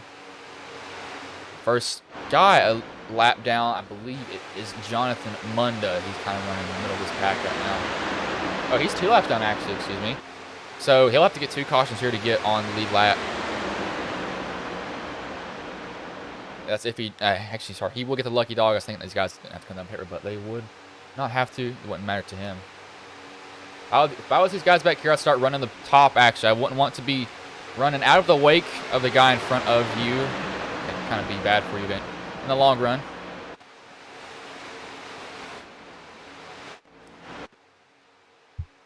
A little bit past, or getting close to halfway. They have 6 more laps, and they're halfway in the race. Been racing for about an hour currently. About an hour and a half, close to that. They've had 3 cautions so far. It's not been bad so far here. I thought there'd be a little bit more, but these next gens are tough. You can really beat up on these cars, and if you know how to drive them very well, you can really, really have fun with driving them.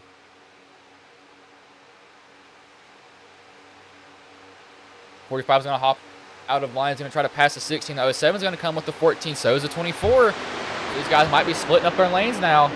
James Morris on the bottom. He's got the 07 behind him, the 24, the 37. So drivers probably trying to make the bottom work. Just a little bit more here, surprisingly. I didn't expect them to do that. Looks like everybody goes down to the bottom as soon as they see them trying to do that. See if they shoot back up to the top. They will not. That's going to leave the 16 to lead. He's going to have the 11. 76, he's leading that outside lane. See if he can get anything to work. I'm not sure if he could, because it's going to be difficult for him if he does try to get something to work on there. For some reason, I thought this race was going to be Atlanta. I have no idea why, but I did. That's probably one of the weird things. I don't even think I know what my schedule is half the time. I really don't. Not a very coordinated broadcast. I'm about to pass out. 16 still trying to work that high side with the 11. Derek Kilgore not working to his advantage, though, so he might want to hop in behind the 51 when he gets a chance to. That would be the best option for him.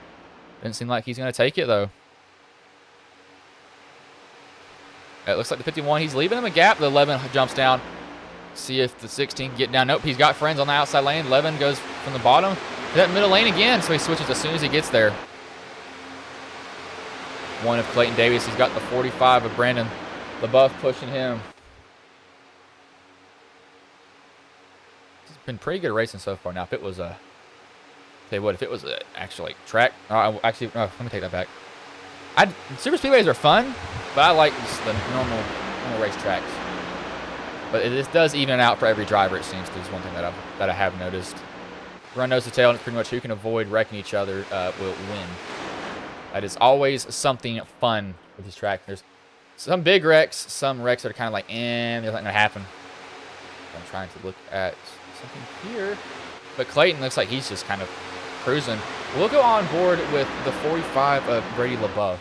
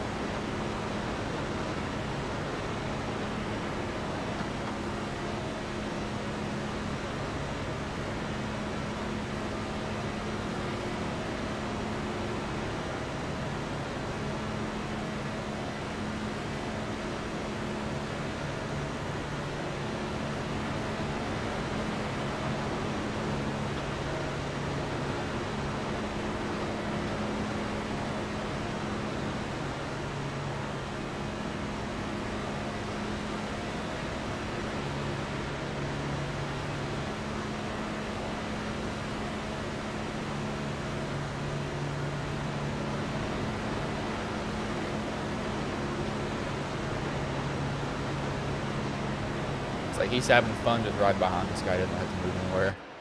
Getting the run just a little bit less than half throttle, letting him save fuel now. The prime position, I think, would be probably about Ron Morris Jr. He's kind of in the middle of this, getting able to draft. Looks like these guys back here starting to catch him.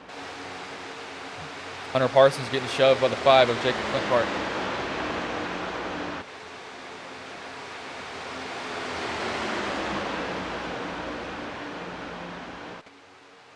The driver's been pretty calm so far.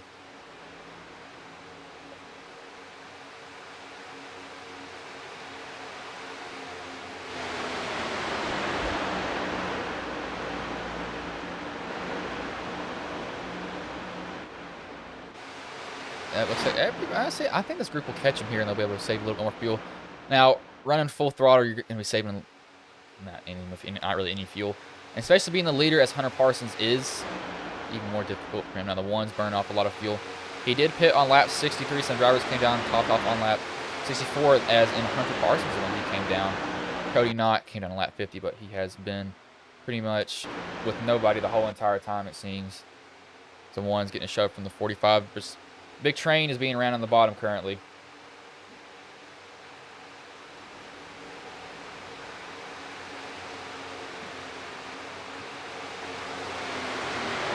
The 20s on the bump of the 19. Now, you don't want to be pushing the pusher here. If you're pushing the pusher, you don't want to be in a very hard position. For sure, you do not want to be having to deal with that.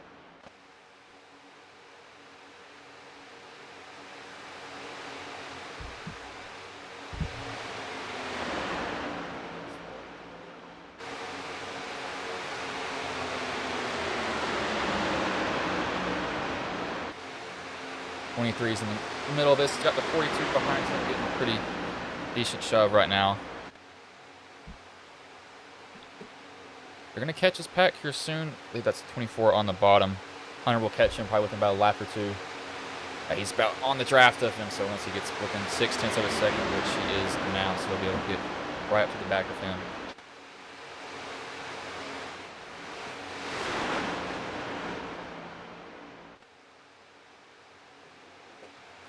These guys have just been pretty much riding up here. I don't think everybody's pretty content with where they are at this point. And they're racing each other. Zach just ran a 46.42. That is his best lap of the race. That is actually, I think, near one of the fastest laps of the race. Oh, we got cars loose down there. That's the 50. That's a 42. I believe. Let me correct this. I was going to look here. Make sure this is the fastest lap of the race so far.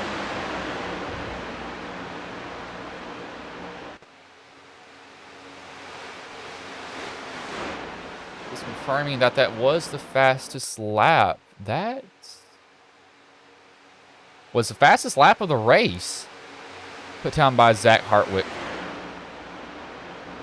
Yeah, I'm surprised. He put down a fast lap of the race about 82 laps into it. That's surprising for him.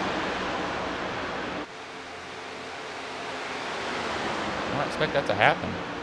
Evidently, he did it. Now, these guys will probably have to come down pit road lap 90 to 100-ish, I'd say.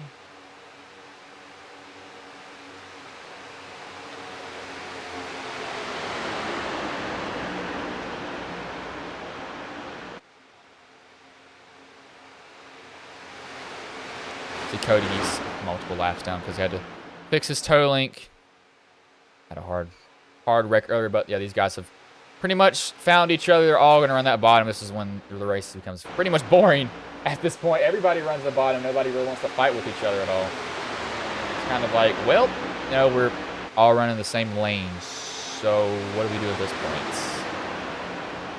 1 in the 45 been content. 71's been content where he is. 37, 76, 16, 47. But we got him moving back around here. They're not being content around each other at all. We got the Hunter's looks like he's going to drop back to the back of this pack. I'll let the 15 in line in front of him. He got on the apron there just a little bit. Doesn't want to get up on it too hard.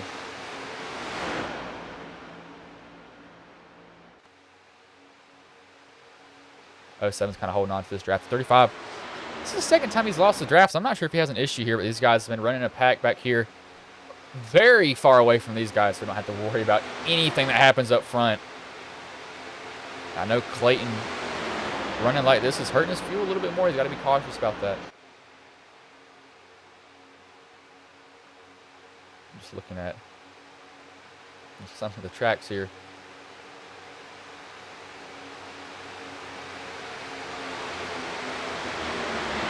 Cody's just kind of up here, not really doing much.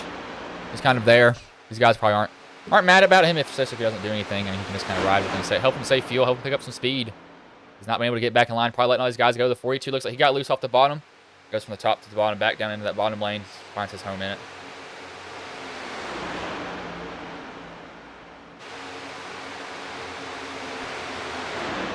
Clinton has pretty much just been doing what he needs to so far, I'd say.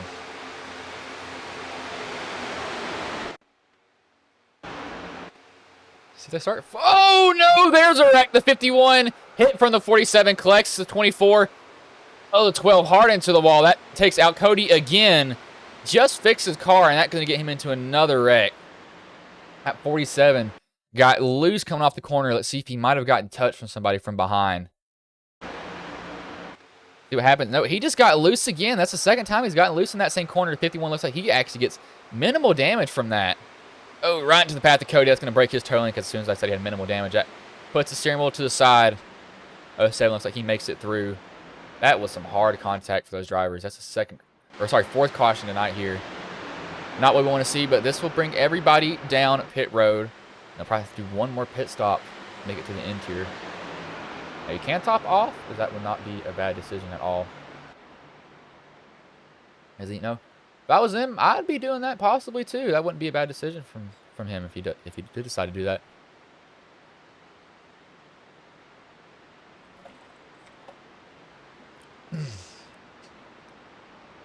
I'm lucky.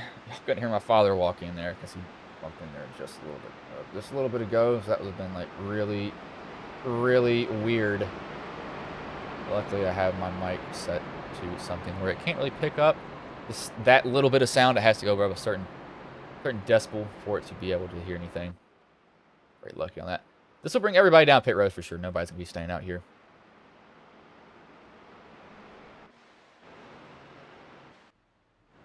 Oh, 7's down pit road. 51's down pit road. The 12 has no tire. It's to the side.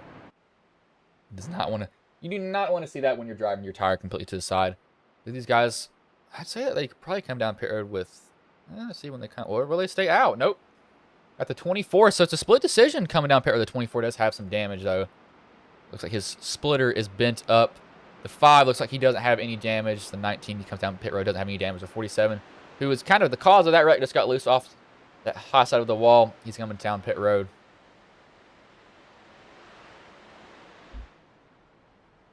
Now, if y'all are new here, if you don't mind throwing in a subscription to Ghost Racing Network, will always help us grow. And I'm trying to grow this channel. I'm trying to hit 200 by the end of this month. I'm about 9 away. I didn't think I'd even get close enough to this. We're kind of, stagnant at about 170-ish, and then out of nowhere, we kind of got a lot of subscribers. So, if we can hit that goal, I'd definitely be thankful for that. But that's up to you all. But while these guys are under caution, I'm gonna roll some quick ads for you.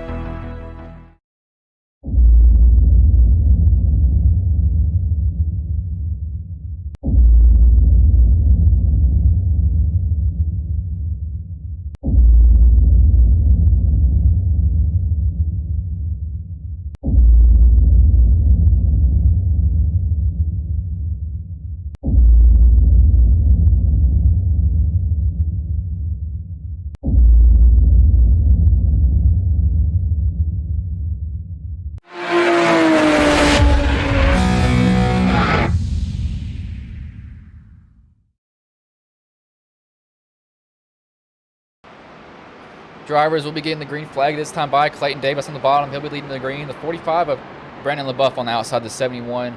Will be behind the one that is Keith Bradley. Keith will have the 37 of Raul Meza to his outside. You see Ron Morris Jr. there lurking in that blue and white paint scheme for him. Very nice paint scheme for the 45, I may say so myself. Made by Iron Horse Liveries. Man can make some mean paint schemes. He's definitely more expensive, but if you are looking for one, hit him up because they are absolutely beautiful when he does make them. Looks like the one wanted to switch, though, so they make a switch there. He wanted that outside lane. They could be working something out here between the 1 and the 45, I'd say, from that move. Would not be unheard of.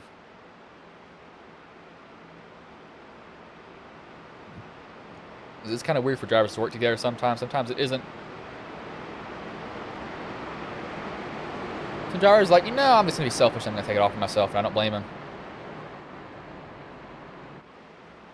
See, I know these guys didn't come down pit road now. These guys back here, I believe. First person that pitted was Derek Kilgore. He is sitting 14th. He pitted on lap 88. This should get him to one pit stop to the finish, I think. Maybe completely wrong. Knowing my estimates, I am completely wrong. So don't take anything that I say lightly. Or actually take it lightly because I'm probably wrong on it. Looking at how their fuel has gone. Pace car is off now. One's going to lead him to green here. 45 on the bottom. 71, 37, 76, 16, 20, 42. One gets a good start.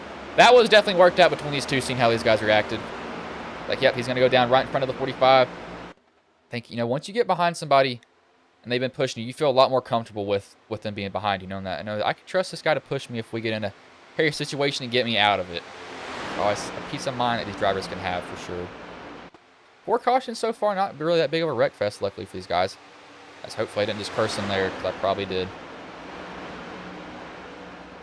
So we got somebody trying to get that outside lane. That's a 23, which is the 30, I believe I said this race. The 34 this race. And that green, red, and white paint scheme. Trying to work that line. Clayton continuing to lead. He's pretty much had free reign over what he can do up here right now. He's not had to worry about anybody.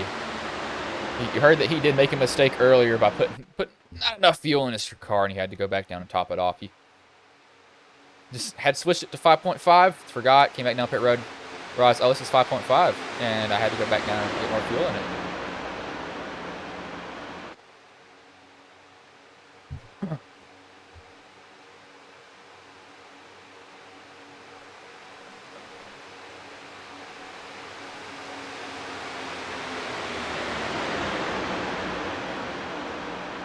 Clayton continues to lead. I think everybody, let's see. So I know Clayton's fuel is going to be harder because, he's been leading this pack. He's been the horse that they've been right in behind. So his fuel's not going to be as much as these guys behind them, so he's going to have to come in a little bit earlier. Now, the question is, do these guys come in with him or do they leave him out? That's a big thing that we'll have to see here.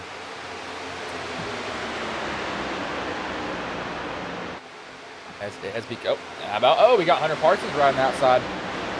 We got him 3 wide now, 16 3 wide, 20s on the bottom. They go 3 wide for a brief second, and they kind of cut that out.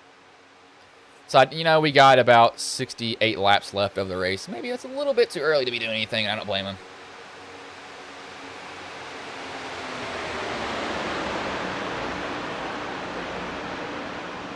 He's going to hope that 00 can get to him and help him. Kind of the only guy that he can ask for help at this point, it seems. Some drivers trying to run the bottom. Some drivers are pretty much just ripping the bottom doing it. Everybody's running a big train. Some drivers decide to hop off the train and then get right back on it. Nathan Smith is kind of barely holding on to these guys. I can definitely see. I've made the grave mistake of offloading some of this work to my CPU. Could not have done that, but we'll do it. You all can't see it. I can. I've actually done that. Oh, we got the 35 loose on the bottom. Driver's hitting that apron. The 23 ducks down. He doesn't want anything to do with this. But back to what I was saying. I actually have...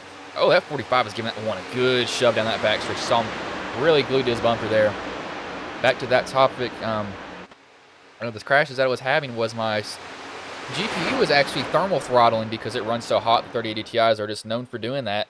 So I've decided to go custom water cooling on everything. GPU and CPU will be water cooled. That will be coming in probably about Tuesday, so it might be up. Let's see if I can catch a break with broadcasting. Maybe Saturday, if I had to guess, possibly. But Chris, he just ran an identical lap to Zach with a 46.42. I need to get my glasses fixed. I'm tired of wearing goggles. We got drivers getting... Oh, we got somebody loose on the bottom. So drivers getting loose on that bottom. That 45's hopped up into that top lane with the 71 behind him. So familiar face behind him. Now Clayton has to trust Ron Morris Jr. on the bottom. That 45 is really moving around the 71, almost into the wall. 45, looks like we got some sparks coming. Might be a little bit of neck, might be getting on the apron just a little bit too much for these drivers. That is not uncommon to see at tracks like this, to try to wrap that yellow line. You can just get on it a little bit, and that will really upset your car, too. That can really send your back end, you know, sliding around. You'll be like, oh, there we go, and we're now wrecking. That's what will happen. That's not happening though for these guys. All that 45 getting a shove from the 71. Doesn't want to be bumped in the corner. That's a bad decision. Doesn't turn him, though. Able to stay pretty calm on his bumper there. That could have been very bad for him. Everybody is running a big train here. Literally everybody that's on the track. No, Cody Knott has not had... Not mean to make that lead into it, but he has not had a good night here at all. But Clayton, he's pretty much back where he was before. That 45 is not getting that outside lane going like he needs to. Oh, we got a wreck now. 45, 35, 71. 35 looks like he came up into the 45 there. They're wrecking. Hard contact, 47's into it. Clayton gets hit from behind again. That's a 5th caution tonight. It's like that started with the 35 of Johnny Lawrence, and he gets away with the least damage of it, it seems.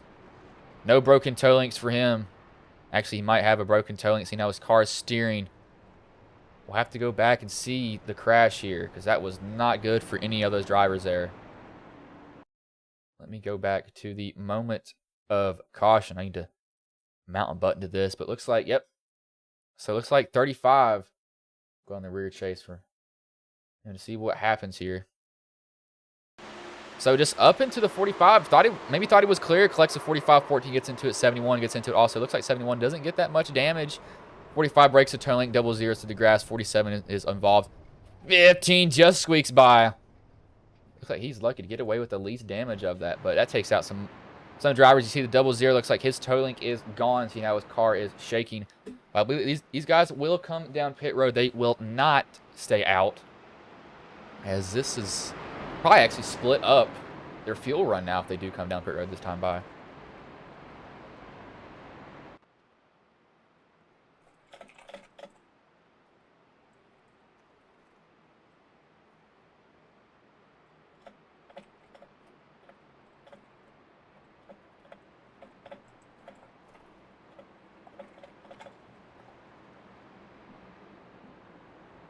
As they'll come down pit road, so everybody, you can pretty much overshoot your pit stop at this point. And I think worrying about that, as that car was involved. I keep wanting to say truck. That car was involved in the wreck earlier, but these guys will be clean in and clean out. Got to go back and find something for another driver in a league that I broadcast for. I love seeing them. It's a father and son duo. Y'all have watched any of those races? That is not what I need there. But while these guys have came in and out of pit road, looks like the 24 beats them all out. Everybody pretty much clean in, clean out. No big things happen there for them, luckily. But while these guys are going to be under caution here, actually, we will bring in. We're going to bring in Ron Morris Jr. here. He's in the Discord. Come here, Ron. Ah, he's not there, man. Oh, come on, man. Let's see. Who else is up front? Zach, is he in here? There he is.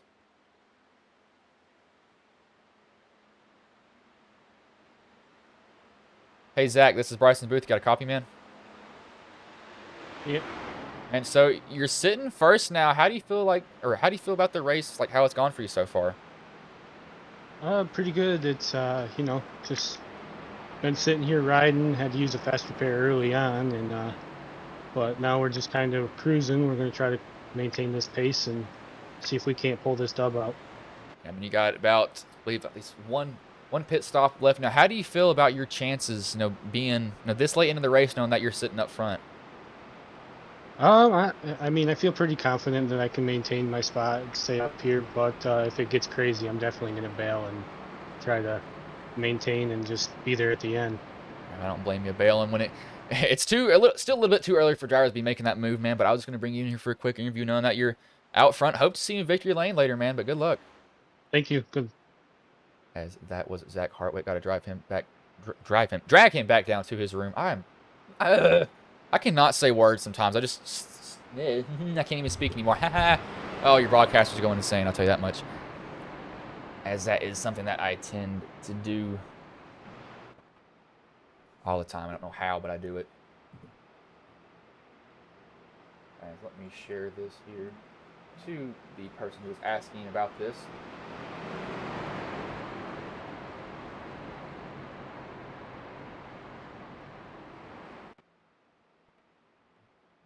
But the 24 is going to lead in the green. Clayton Davis will be on his outside. Ron Morris Jr., I was trying to get him here for an interview, but sadly he was not there. I guess he doesn't love me enough. As hope nobody heard that. Don't clip that if you heard that.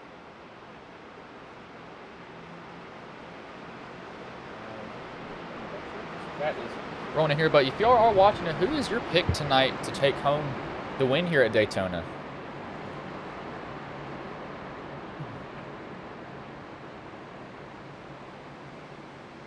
Get the green coming this time. 24 is in the lead in green. Clayton Davis, Ron Morris Jr. 19 of Chris Blanchard, 37 double or 05 16 42 07 51. Trying to remember these drivers' numbers. I don't know how I'm doing it half the time, but I am. But pace car pulls off. They will go green this time by lap 100 even, so 60 laps left. We'll have to come down pit road one last time at least. It's like that was definitely worked out between those guys. You see like one, as soon as that green flag came out, he went right to the bottom when he had the opportunity to do that. Do not blame him for making that choice either. Let's see where that 45 is. Involved in the wreck, he used his fast repair and he's out and away, so he's got to work through this stuff now. No, it's going to be hard for him. May have a little bit of bias. Definitely want to see my car in victory lane. We got a lot of people in here that say Clayton Davis. I'm assuming that you all are probably friends or family of Clayton. Yeah, 14. That's 14. Has some heavy damage here. He's got the beat front end. Clayton, he's currently running second. He's on the bump for the 24. He can really shove. This where he might want to ride just a little bit. That wouldn't be a bad decision for him to do at all.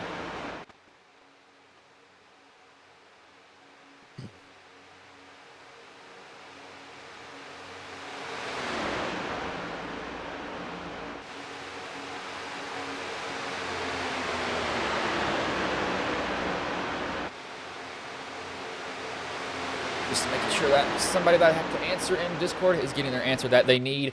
But everybody looks like, yeah, they're pretty much running that bottom. Nobody wants to do anything. That 45's coming back up here, though. Gained 3 spots. He had to go basically to the back of the pack because that fast repair. It's like Shane has entered the pits here. Let's see what happened with him. What is this about? Might have repairs that he has to fix. I'm not completely sure. It's very, very odd from him. This guy's just basically going to run the bottom. Big train extend their fuel for as long as they can is what they'll probably end up doing. I don't blame them for doing that one bit, though. Now, you can get, running like this, you can get maybe an extra 2 to 3 laps. 3 is being generous. Get to run full throttle. Now, the guy out front is just burning up fuel like it's nothing. Yes, I seriously need to get my glasses fixed because I am tired of wearing these goggles. Yes, and I did have sports goggles when I was younger. I don't have bad eyesight. I had 20/45 when I was younger. I now have 20/25, so I basically got 20/20 vision. Only wear glasses when I played sports and baseball because the ball was too small. I couldn't really see the ball. I got glasses, and I got definitely a lot better. And I got goggles, so I was tired of my glasses falling off. My glasses broke. The arm broke on them. Well, they're not broken. I just lost a bracket, so have to get those fixed. I'm wearing sports goggles right now, and they're a different prescription, and they mess with my eyes. Don't wear them all the time, but wear them when I'm on my PC. When you're a broadcaster, you're always looking at it. If that one is getting a good shove, you're giving a good shove to that 24 launch is kind of back there. Now, the job of really that third car in line is to give the one an arrow shove. And what I mean by that, there's kind of bubble around that rear end of that car. You want to kind of just shove them just a little bit with that arrow. You don't want to really tap them. You don't want to push the pusher. But once you push the pusher that's pushing the guy out front, he has no control over where he's going to go most of the time. He may lift and you may just keep on going. He's like, oh, no, this is not good. The 71, he's going to try to go with the 45 to 42. They have the 47 also in that top lane currently.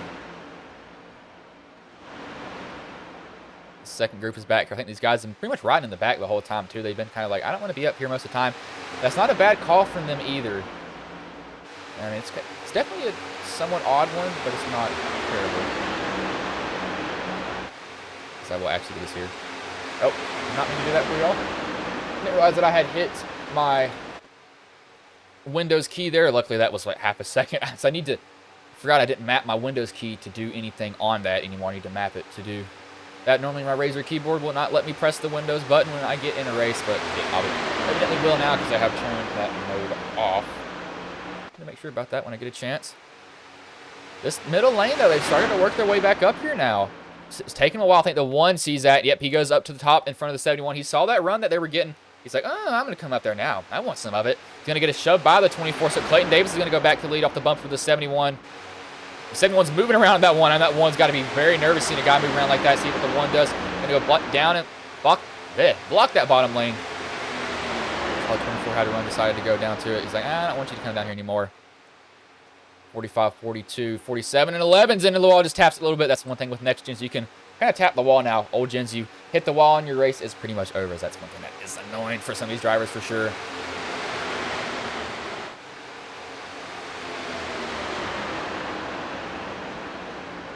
As Britt, yes, they are running fixed setups. One thing is that you can only fix or change a little bit of stuff before the race and fix setups. I know during the race you can change your brake bias.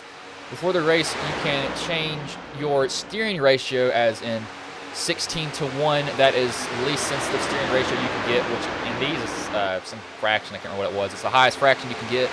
The lower you go, the more sensitive your steering is. That might be something that we see from these drivers, these little minor corrections that they're making.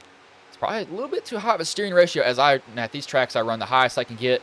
Don't want my wheel moving around, but the 45 has literally came from the back of the pack to the front now. So he's definitely made a move. He knows how to run this track so far currently. He's not having any trouble with it. The 23, 5, 20, these guys are kind of like, I'm just going to run back here right now. I don't want to be around these guys right now. Don't blame him for doing it either.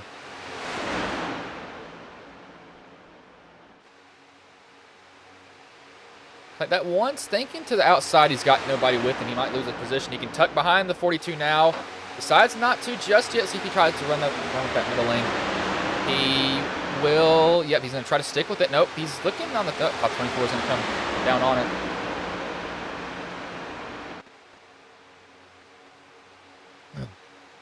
It's that 71. He's getting a shove from the 45, but this middle lane now, they've gotten a lot of guys out of nowhere. That 24 is going to get a shove. The 47 is giving the one a shove.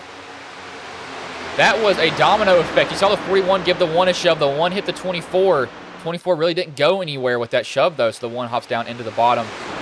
I don't want to be with you all right now. I'm going to try to get out of it as the 24 gets wiggling. I think it's just really arrow from these guys. I saw that happen a lot tonight. They're getting really loose off the corner. That 42, oh, he's about going to get turned from the one. I think he realizes that he's down there finally. I think he lifts out. He's like, I do not want to be in the middle of this at all. Guys. Hey, Lord, I've got something going on. Drink too much Gatorade, apparently. Not good. 24 hops down to the bottom. The 42 cuts down right in front of the 24. The drivers wanting that bottom of the track. They don't want to be off of it at all.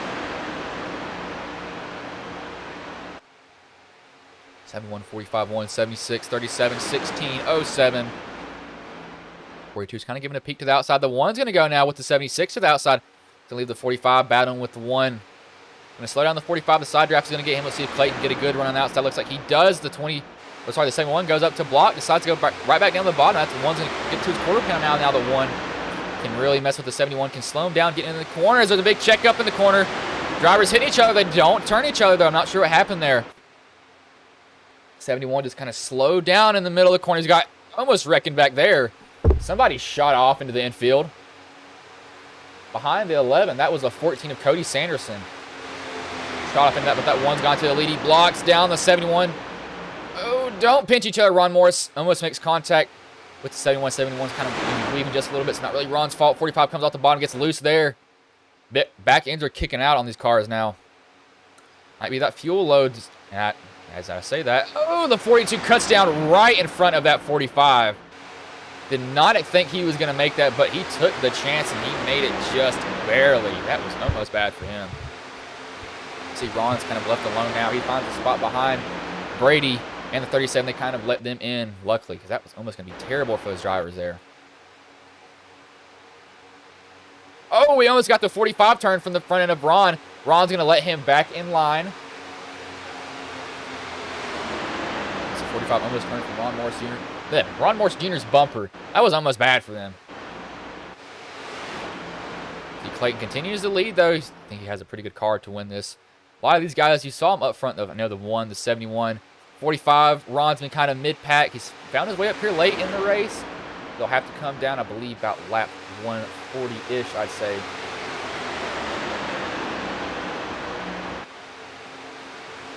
'71. No, drivers just nicking that apron just a little bit can really slow down their cars. That's what some of them are doing. They're trying to get just too much on that yellow line. They just need to maybe move up just a little bit. As Britt, I'm trying to answer your questions. I might be seeing them just a little bit later. Actually, that's same minute. But this is in a league. It's pretty much a money race, so it's a hosted one. That was put together by NARSA. So no, it is not open to the public. You have to. This is one that you got to pay to get into. It's not. It is a league. So I tried to give you a long answer. I don't know why I just didn't say it's a league. Why I said that. I had to go through all that crap. At 45, falling back from the 42 now, but he does have cars around him to pretty much he can kind of rely on now. He doesn't have to be worrying too much about them. He's getting a good run to get to the 42's bumper again. Gets a little bit loose off that corner. That's what you see when those guys kind of sweep wise. That almost looks like a replica. You see the two white front ends with the 45 and the 76 right now. We kind of got two groups now. This 23, 20, 19, 05, 15, 5. All running back here. This 23, which is 34 this race, is about 2 seconds behind the 07. So I think these guys are counting on a wreck to happen so they can really check up, not have to worry about them at all, hopefully. Hopefully we don't see them wipe each other out, because that'd be kind of weird. I don't want to see anybody just get cleaned. You don't want to take them to the cleaners. But that 07 he's catching, or 07, 34 is catching the 07 now, getting a good shove from the 20. 20 is being offset like he needs to so he can get the bump from, or give the bump to him. Should say that, not take the bump, he can give the bump.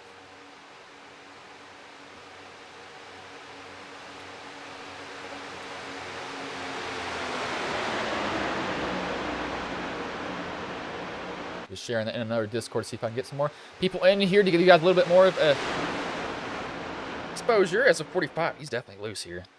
See you guys moving around like that much. But everybody has pretty much decided, yeah, we're just going to run the bottom. This group will catch the 07 within no time. I don't think that it will be of any worry to them. But we'll actually go to a camera that I haven't showed you all here. It is the digger camera in turn 1.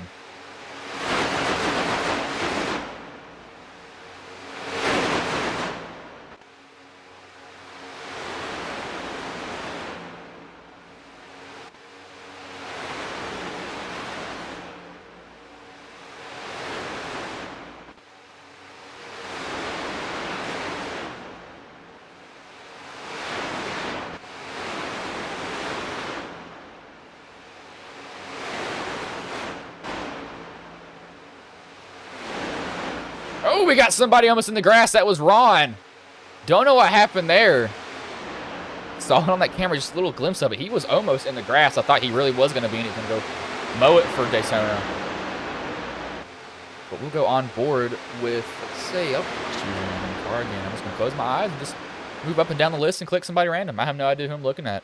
So it looks like we're going to go on board with the 15 of Jonathan Munda here for about 2 laps.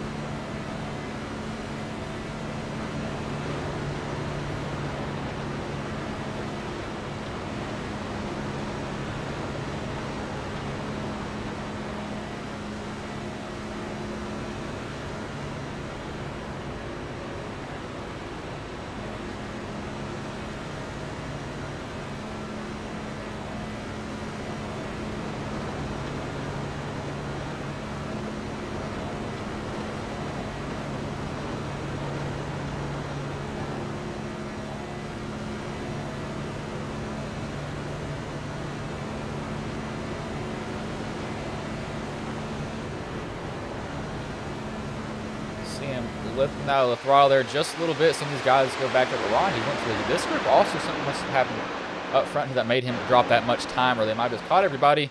Decided to go to the back of it. That will allow him to save fuel. He's got the 07. He's off the track. Doesn't hit the wall. Keeps his foot in it. Loose off the exit again is a common theme I'm seeing here. Gonna merge. Oh no! Don't merge. That's gonna cause a wreck. Oh my lord! The 07 merges right up in front of the field. Going to take out multiple drivers here. The 05 just kind of scrapes the wall. Looks like he gets away with minimal damage. There's going to be some unhappy drivers from that move from the 07 of Scott Griffin. Let's go to him. So, let's see what happens here. That was not a good move from that man. Merges right up in front of the traffic. 19 takes evasive maneuvers. That's Chris. Let's see what happens here in the blimp. That caused a huge wreck in the back of this. So 19 gets involved. The 05 gets involved. 15 looks like he gets into the wall. Let's see if Ron makes it through. Looks like Ron makes it through. The 05 gets hit from the 23 to 20. Looks like he goes through the grass. See what Ron does. Ron will go to the bottom of the track. Mow the grass also might as well.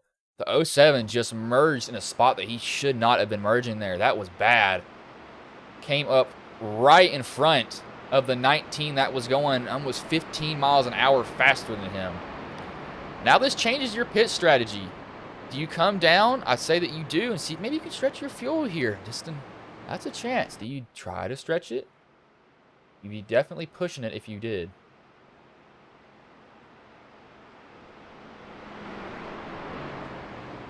Something definitely hard. Just making sure that I'm not missing anything here, but they'll probably come down pit road. I say this time by yellow. Like everybody's got their tires down below that yellow line. Surprising that everybody's gonna come down. I know some drivers will have to come down. I believe Chris, he might have towed. I believe he did tow because he's in the pits very fast. Cody not had a good night. Dana is out of the race, but if everybody, it's like they come down. These guys are stragglers, got to catch up to him. That's going to be an unpopular move from the 7 of Scott Griffin, though, for sure. So he will come down pit road. I don't know if he was. But Johnny Lawrence stays out. So maybe he's banking on a caution here.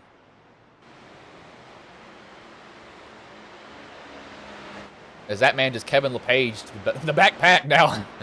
I need to pull up a clip of Kevin LePage so y'all know what I'm talking about. But that's literally what that looked like. It was a Kevin LePage move.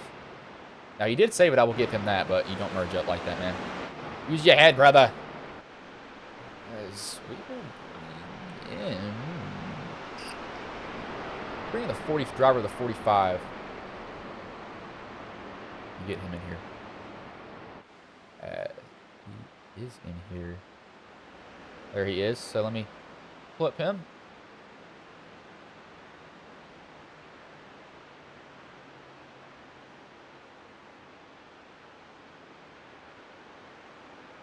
Hey, Brady, this is Bryson Booth. Got a copy, man?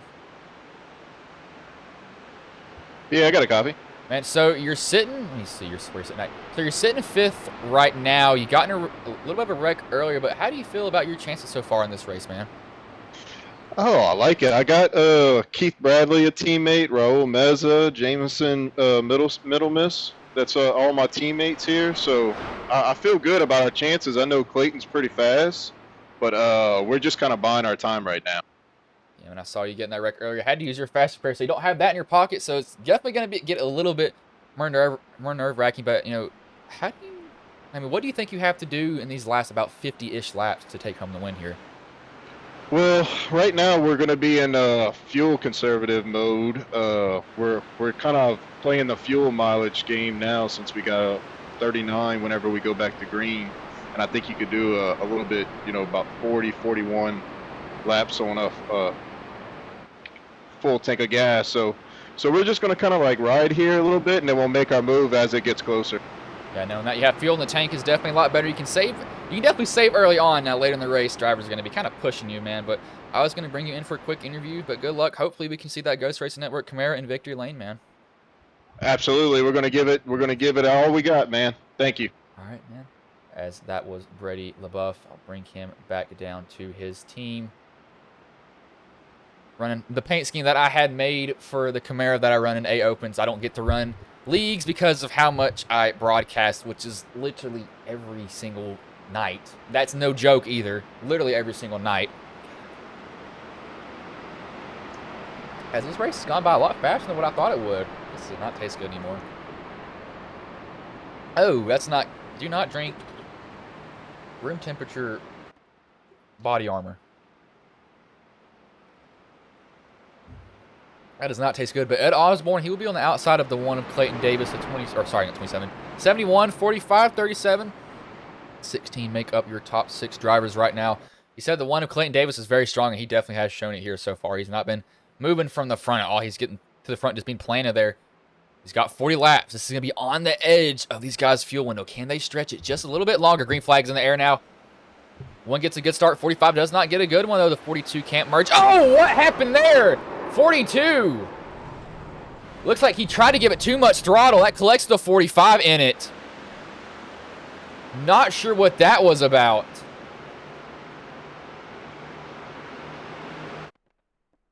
He immediately toes.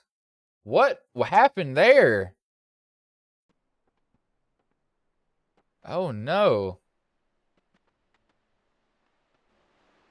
Go back, yellow flag. I have to go cockpit to see what happened with him. What happened to the 42? Oh, he missed a shift. In front of the field, missed a shift on the restart.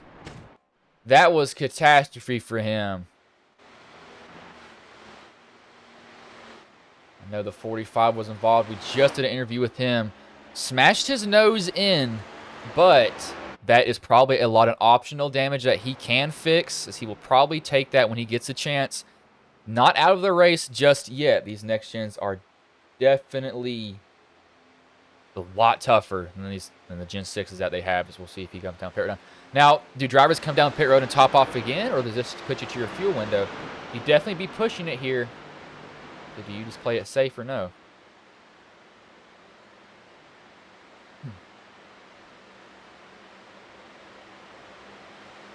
That's just a mistake from the 42. Just missed the shift, went back down to first, and I knew something would have happened. I thought that he maybe gassed it up, but... Well, no, you're actually, Brett, now that you bring that up, he's actually started in the right gear. You want to start in second, but he just missed a shift. He went back down to first. Because that can happen sometimes, depending on what shifter you have. It was just a mistake from him. The drivers definitely come down pit road. Optional damage will be taken. You can get about a minute and a half of optional damage. Now we'll have to see. I do want to go on board with that 45. See who was involved in this wreck. I know he got hit from behind from someone. But one thing I want to look is how is that engine idling for him? Because if it's idling below 2,000, that's going to be very hard for him to do anything. If you get any amount of engine damage, you are in a pickle. Not believe I just said that word. We'll have to see. I want to see how bad is this 45 really.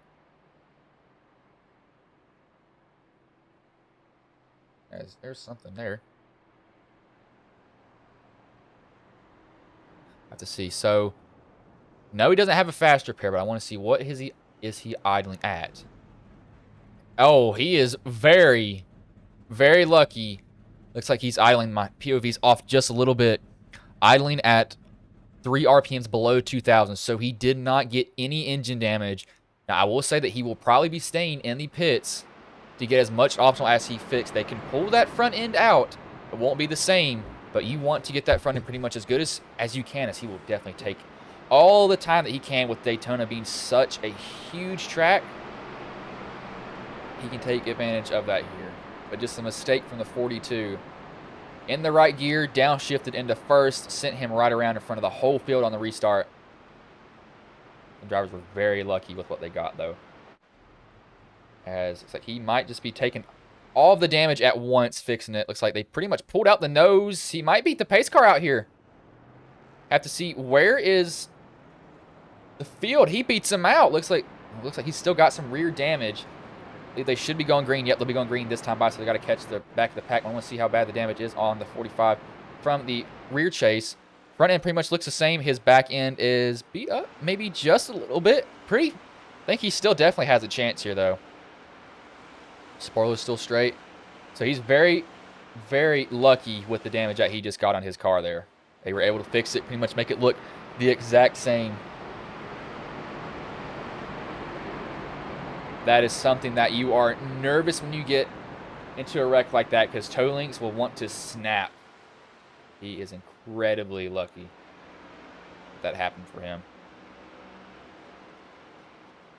Clayton Davis is going to lead him to green. Raul Meza will be on the bottom. 51, haven't saw him up here most of the time. He's been pretty much in the back of the pack most of the race. He's sitting in third currently. Or sorry, fourth or third.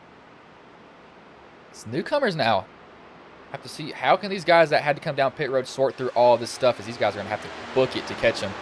About 45 seconds behind, so he's got to pretty much run full throttle. Now these guys are entering 3 and 4, so it's going to be close if he does catch him. He'll be literally basically coming full speed into it.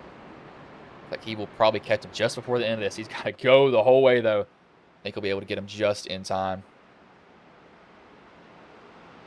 It looks like you'll see him come in the frame any time now. Still full throttle. 20 seconds behind. Should be able to get him. Pace car's going to pull off here very soon. So it looks like he might have a Kyle Busch start on this whole field. Probably slow down when he gets to him. Doesn't want to go blowing by him. Because yet he will be going full speed. These guys will be going half speed.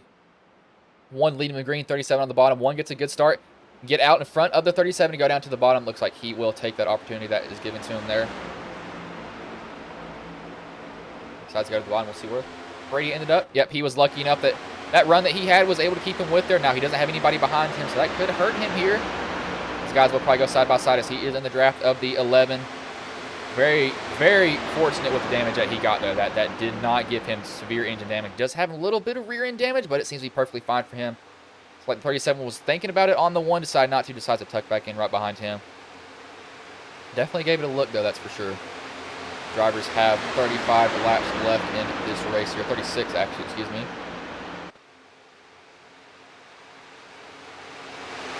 Got 2 lanes out of form now, kind of what we saw earlier in the race, and they all ran the bottom. Now these guys that didn't pit are going to be on the edge of their fuel winners. They're going to have to be a little bit conservative on fuel. Now these guys that pitted last lap, they can pretty much go foot to the floor. They don't have to worry about that. Now they're maybe just a little bit short possibly, but that fuel will stretch out being in the draft. As it goes on, we see Brady, he is already back up to 12th right now. He's been very lucky with that damage he got. I will keep on repeating that. That car almost looks like it was done for. 07's giving that 24 a good shove, trying to get him up to the 37's, laying it to the bumper of the 1 currently. 07's got to be careful with the way he's putting up the 24 there. That's going to get him wiggling around. Saw multiple drivers get hooked doing that. Luckily, he does not do that. I really thought he was going to send him right around. Could have been terrible for him. 24's trying to make that outside work. He's getting it working just a little bit. We got a little bit of movement back here around the 35 of Johnny Lawrence. Not sure what that was about. Clayton, he just continues to Once he gets up front, he's there the whole rest of the night. Now you see some guys that are pretty much right in the back of the pack as Ron has a front end that is about to fall off on his car. About to come back down pit road. Not sure if he got any other damage. I think that was maybe from the crash. Going to stay out on the track, but that front end is beaten. Now, one thing that I do wish NASCAR would do is give teams the option. This is just kind of a throw-out thing. Give teams the option to be able to pull off the body, like make it like a pop in, pop out type of thing. I think that'd be good for them. Any damage they can get, they can fix it pretty well, especially if it's body damage. I think that'd be a good idea for them to do that. And that's what most cars are like today. You can pop off the body of them, kind of pop it back in sometimes, depending on what you pull off. The front ends are kind of like that. They can definitely design it to do that. I think that'd be a good idea for NASCAR, but again, I'm just a broadcaster. I don't have much saying it, but this, it's like these guys have kind of sorted themselves out. They're all going to run that bottom currently. They're like, I don't want to be here right now. See, cars that have damage still in the race. I'm still expecting at least a big one coming to. Say within 5 to go. Within 10, you'll start seeing drivers moving around, not given what they were before. And then when it comes 5 to go, it's basically, yeah, you're not my friend anymore. I don't care. I will put you in the wall like it's nothing else. I just don't care at that point. I don't blame him. You gotta do what you gotta do.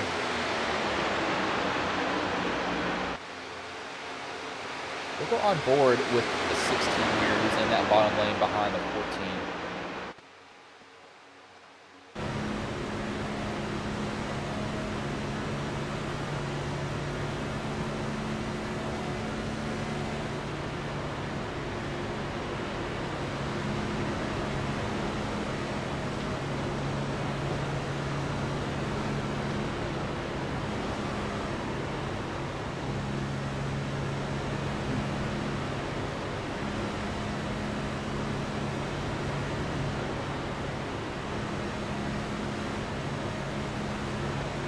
That 24 has got to run. This bottom lane's checking up a lot. Something must have slowed these guys up down here. That 24 got a huge run from that 07. Gotta try to take it to the 37. It's kind of stalled out now. He's got to get the 07 back up to his bumper to give him a bump going into the corner. Or into the corner, out of the corner. Well, I said into the corner. That's probably one of the worst places to hit each other. They're fanning out. That middle lane's gaining some drivers now. They're going to try to take it to the 37, maybe take it to the one of Clayton Davis. Clayton will probably come up, work both lanes. That one thing Clayton does have to be concerned about, though, is the fuel. He's out front burning more fuel. These guys are getting right behind him and save fuel. So he's got to keep that in mind. I believe he was probably saving under the caution. I would not be surprised. 37 goes up, blocks the 24 into the wall. There they go. The 24, 07 involved in it. They're going to crash down here. Some drivers are going to go through the grass. See, the 45 makes it through just shooting the grass. Might as well go through it. The 24 was squeezed by the 37 into the wall. That will bring out the 8th caution tonight here. We'll go, where is the 37? I believe he is actually still on the track. He is first. That'll probably be if they do have EOL, so he'll be EOL there, but he squeezed that 24 into the wall. So we'll go from the chase of the 37 of Raul Meza.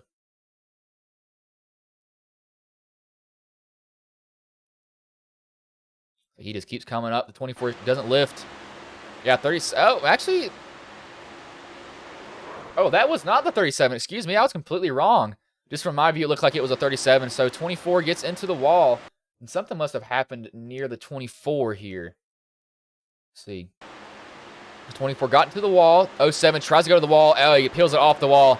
That is what caused the wreck. I'm very sorry for saying that you caused that 37. I just thought that you did, but you evidently did not. I was completely wrong. We got drivers just shooting the grass. Might as well. Like 24 gets away with probably the least damage of that, luckily. We had some drivers that jumped to the pits. That was Zach that jumped to the pits. I'm not sure why he did because his car's still pretty much fine. I thought the 37 caused it, but he didn't. Oh, Lord. But Clayton Davis, he's going to be second now. This is not going to be a bad position for him, though. Now we're going to have drivers saving under caution again. This will probably put them pretty much safe on their fuel now. Anybody will have to come down pit road. Now, you could come down on pit road. If you do have optional damage that you want to fix, you can do that. That would not be a bad decision at all.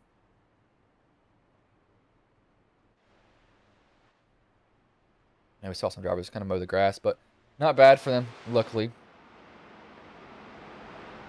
I saw the 45 go down to the grass, was able to make it. He might come down and take any more optional that he can just to make that car just a little bit more aerodynamic for him. It's always an option drivers can do. Wouldn't be a bad thing for him either.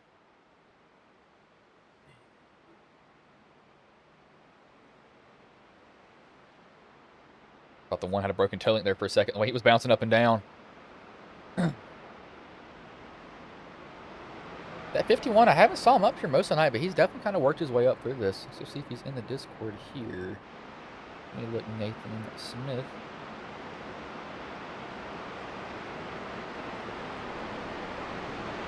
As he is not in it, so I cannot bring him into the Discord. I should have asked everybody to get into a room at least, but they did not. Not any other fault. Not mad at them. Let's get you guys some in-race interviews while these guys are under caution. I will roll some ads here.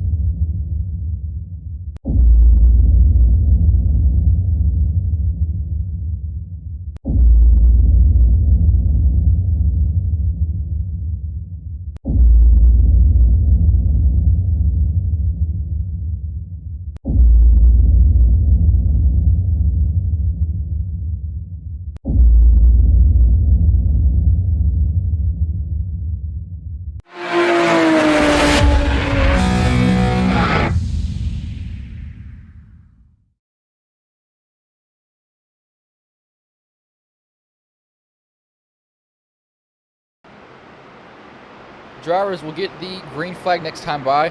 37, he will be the leader as I have, if he's watching this back. I apologize for saying that. I thought you caused a wreck. From my view, I really couldn't see much. I thought that you squeezed the 24 into the wall. 24 kind of put himself there a little bit. Then it kind of happened behind him. It was 07 peeling himself off the wall there. That was my fault. 45 looks like he might not have brakes there. He might have had brakes if the brake pad was set behind, but Ron Morris Jr., he was able to fix his car. Looks like he's probably about multiple laps down. A lot of laps down here. He's 4 laps down, so it's hard for him to do anything. But 37 is going to lead him to green. The 1's going to be on the outside of him. The 51 of Nathan Smith. Nathan's been in the back most of the time. Kind of played it conservative. Don't think he's had to use his fast repair just yet. Very, very kind of sneakily there most of the time. Kind of like, I'm just going to kind of poke around. Kind of ride back. You all can go wreck each other is what he's pretty much doing. Don't blame him for doing that. That's not a bad decision. But it'll be 25 laps to go when they get the green flag here. 26 to the end of the race. 8th caution so far. His pace car is off. 37 is going to lead him to green here. See where he goes. Now I'm going to be watching the one here. That one has been incredibly strong this whole entire night. Green flag's in the air now. Hopefully you don't have a miss shift. That one's going to drag race at 37. He might get in front of the 37 here very soon, but he's got no help behind him. 37 is going to have help coming really soon with the 51 behind him. Yep, seeing the arrow shove now is going to happen. Now the one's got to hope that the 14 get to his bumper and give him a little bit of a bump to get up there. We're going to get down the straight, see if the 14 gets to run down the straights. If he does, he can give the one a good shot to help him. 37 goes up and blocks the 1, moves off that bottom. Surprised he's doing that. Leaves that bottom open. And see the 51's going to get a good shove from the 16 now. The 1 could have gone to the bottom there, decides not to. He merges now. As soon as I was talking about that, he takes the hole that was there. I know some drivers are going to be kind of riding in the back of this. They're going to be like, I don't want to be around anybody. I can just kind of be like, I'm just going to kind of poke around every now and then. Which is definitely not a bad thing to be doing at all.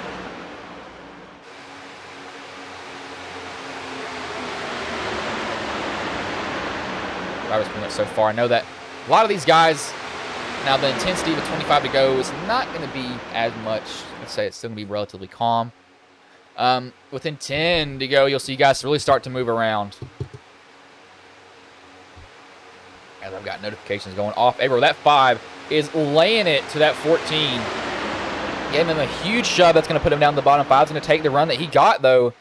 Going to try to go around the 14, but it's going to stall him out. He's going to have to go side by side with him. Hope that the 23, which is the 35 this race, can get up to his bumper. This 16 almost makes contact. Or sorry, not 16. 14 almost makes contact. Trial's a dangerous place for some of these drivers. You get really loose going through it when you wouldn't think. And nope. Now that we're actually on that topic, where I said I'm on Team Watson Racing, go check out their setups. They're absolutely amazing setups to run. I know the builder, not personally, but when we talk a lot, and he said that, one thing with these next gens is they get looser as the run goes on. Now, you may think that's tires.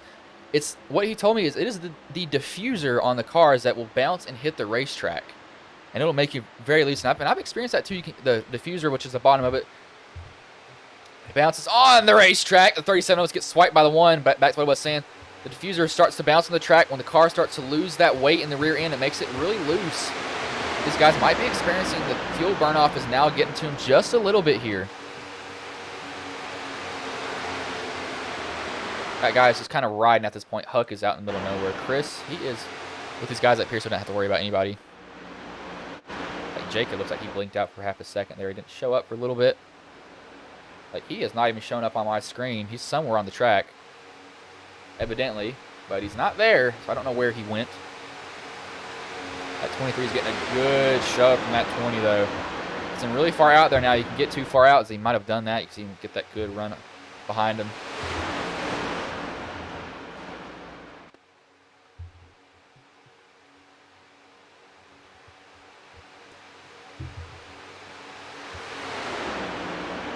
Pretty calm so far. That 1's going to try to leave that middle lane. I think he might need just a little bit more people up there with him to be able to do anything. There's just not enough. You see that 45's there, the 11's there also. He's going to make his way up towards it. Going to try to side draft. The 14 hops up, decides he wants to get some of that middle lane. Let's see what the 20 does. Still pushing that 23 on the bottom. That 1's giving that 14 a good shove. You can see the run that they're going to come with now. 14 got a good arrow shove from the 1. No, there's almost contact. 14 got off the bottom just a little bit. 1's in the middle. He's kind of the driver that's in no man's land right now. He's got no help. The 45's going to come to help him. They're 3 wide. 1, 14, 16. They're going to lift. Ron will probably let them in. Yep, he does. Lets the 1 in, so almost catastrophe for the 1 there. 14 got off the bottom and just wasn't able, got off that groove. And the 1 just got his nose under there just a little bit. No, you don't even know if he meant to do it is a thing. Now the 45 has to find a way down into that bottom lane here. Because if he doesn't, it's going to be hard for him to do anything. Ron going to duck off. I think he realizes that I'm so far behind on laps. I don't need to be up here with these guys. He's going to kind of help him be pushing, but he's definitely going to get out of the way. The 45 needs to get down to the bottom so he can catch the grab from the 14. He's going to lose it here very soon. I think he's lost it now, but he does have a shover in the 11 behind him. 71, so he does have guys that can help him. And these go, looks like they're going side by side up here, so this will slow him down. The 1, the 14 going side by side. There's contact between the 16 and the 14. They keep it straight, though. Beating and banging on each other here at Daytona is not something that you commonly see. That was almost bad for them. I need to look at this just really quickly. That's not there. At 23, not been up front most of the night. Now he's found his way up front with 20 to go. 45 got in a wreck earlier. Had used his fast repair, then got another one. Fixed all the optional that he had. Made his car look pretty much the exact same. Some drivers have been in wrecks earlier, just hadn't gotten in another one. That's something that you got to keep in mind when you're one of these guys. These wrecks, using your fast repair, if you use it at the wrong time, you are going to be in a hard position for that. We will go on board with the 1 of Clayton Davis. Now we got some of his fans here.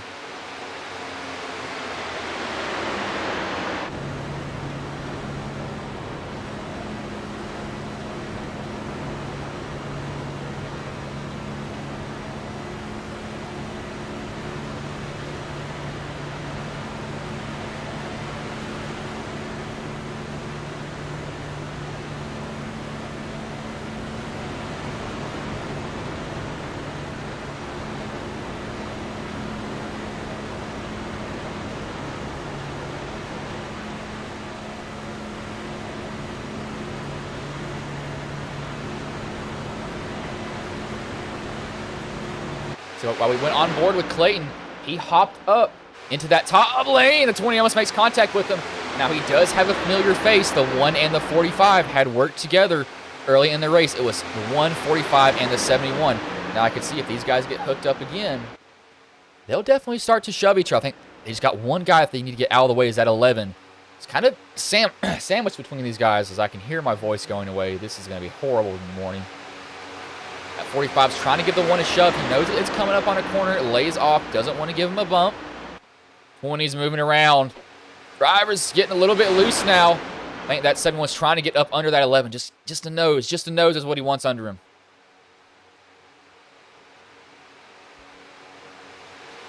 One's going to go to the lead now. Will he go down to the bottom or will he drag the 45 with him? The 23 is trying to get a shove from the 20. 20's not stable, though. 45 is going to put the 1 to the lead. If he wants to go down, he can go down now. He will decide to go down. Nope, he looks about it, thinks about it.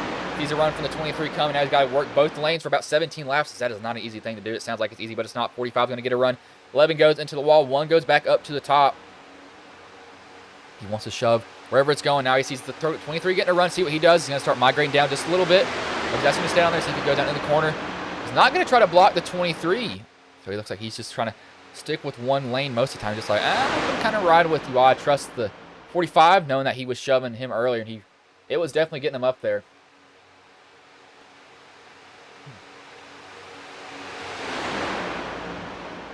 As I can hear my voice going away. This is not going to be fun. Oh, God. You know, this late in the race, I know we've got some different drivers up here. Who is your pick to take home the win tonight? Like, if y'all can lay out, no, you just want to. Who would be your top 5 finishing order here? That 71 down the backstretch. You saw the run that he was getting. The 1, 45, 71, they all go to the bottom. That 14 has a huge run, but he's going to have nowhere to go. He's going to try to merge down in front of the 71 and realize that he's not clear spotter, saying he's down there. He definitely wanted to, but evidently he didn't do it. But as I was talking about earlier, these 3 guys that are running first, second, and third were working together early in the race, so they definitely have some familiarity, shoving each other on the straights. They can trust each other. They know that I'm not going to turn you. You can be calm. As long as you hold a steady wheel and aren't moving around a lot, I can get you out very, very far. Now, within 5 to go, we're going to see that change a little bit. Drivers going to get a little bit greedier. They're going to decide to kind of bob and weave in and out for some people. As I need to transfer over something while these guys are going at it up here. I have PayPal money that is waiting that I haven't done anything with. Now that 45, he has been weaving just a little bit. Not a lot during the whole race. He's been pretty even with his stuff. No, the 1, he's kind of been the guy to beat so far tonight. Nobody's really been able to lay a finger to him just yet. So I really need a co-commentator. Oh my God, my voice is dying over here. Hey, it's going to be gone. It will be gone in the morning.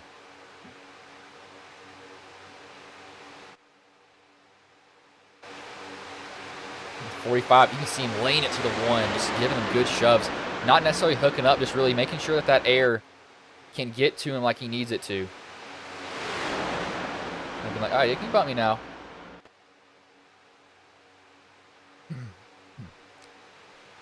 That's... Oh,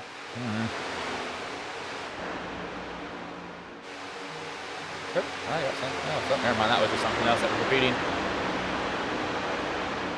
Nope. Guys that have a chance right now, these guys back here, if something up here happens, they do have time to slow down and get out of it. I think they're banking on it happening. I can't speak half the time, I swear. I don't know what that is. You can see that 45, he's just laying it to the 1 though. He's been very good with those pushes when he's getting. As I'm going to go ahead and say, y'all, I just love seeing that paint scheme out here being ran. I really do. That's what I enjoy seeing. I don't really get to see it out there, somebody else racing it. So thank you, Brady, for racing that. It's definitely something that I will keep in my memories for sure, seeing that Iron Horse Libraries paint scheme being made from Ghost Racing Network. It's just so cool to see out here. It really is. Drivers pretty much running the bottom. Right now, nobody's really wanting to fight each other. And there's really no need to be doing it either. think within maybe, about lap 5, you'll see people try to challenge him on that outside lane. Now, it depends, when do they move up? And if they move up and nobody goes with them, well, you're going to the back of that group. So you got to make them move at the right time.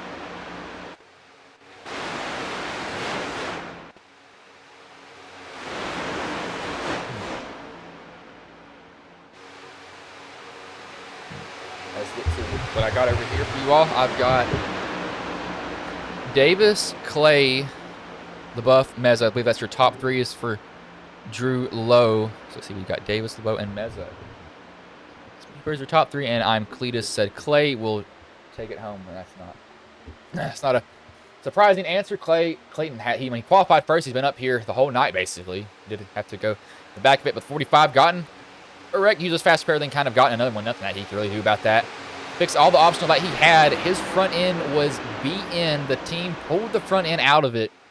Basically looks like it did when it got off the truck.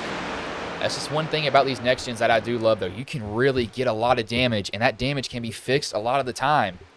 It's just one thing that I do like about them in iRacing. You can beat on them just a little bit more. Now, you don't want to be taking each other out to test that, but we definitely seen it here tonight.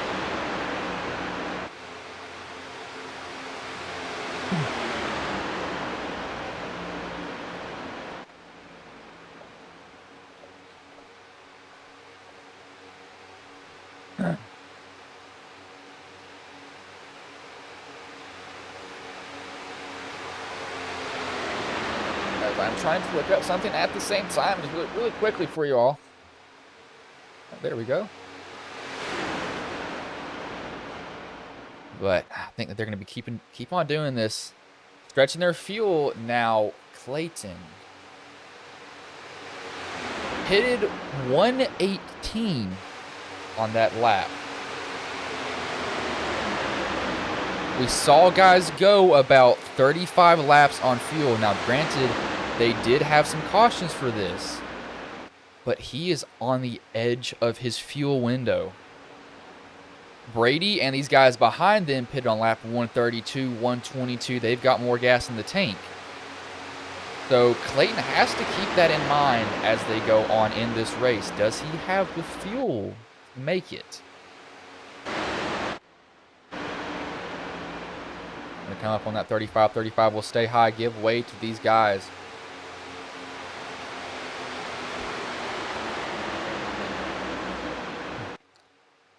I'm not sure. How is Clayton's fuel going to work out for him now?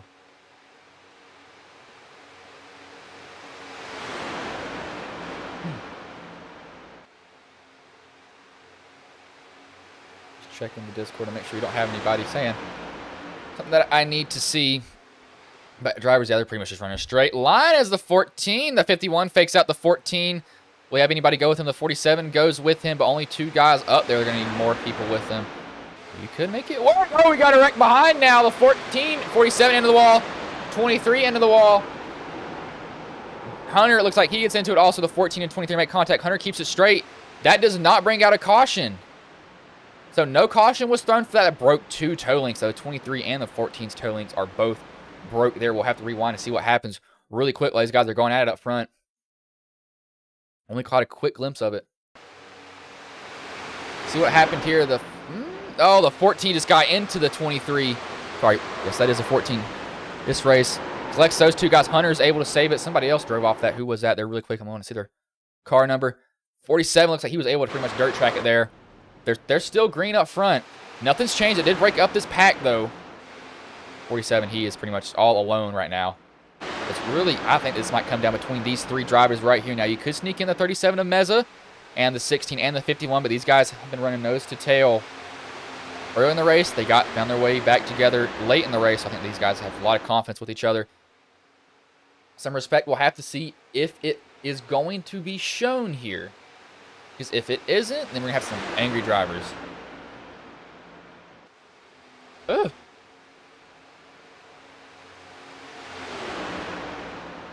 That's there. Not too good. The Skaterade's got too much sugar in it. Way too much sugar.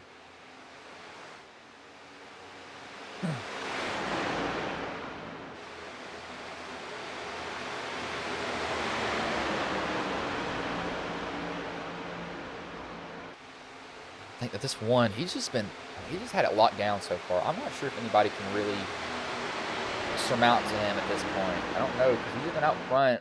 He's been out front for most of the race, it seems, too.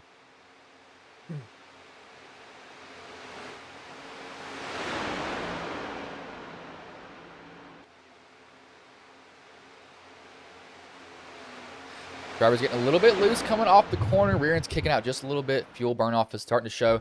Going to run up on the 19. 19 will stay high. Now, this could be weird here. This could be 3-on-3 in about 2 laps. See, maybe the groups that'll work together will probably be the 45, 71, and the 1. That being said, I could be completely wrong. Somebody could get left out to dry. They'll have to duck back in as soon as they can because you will get freight trained by the guys on the bottom. That is one of the most hopeless feelings in iRacing, too. Not want to have that happen to you at all.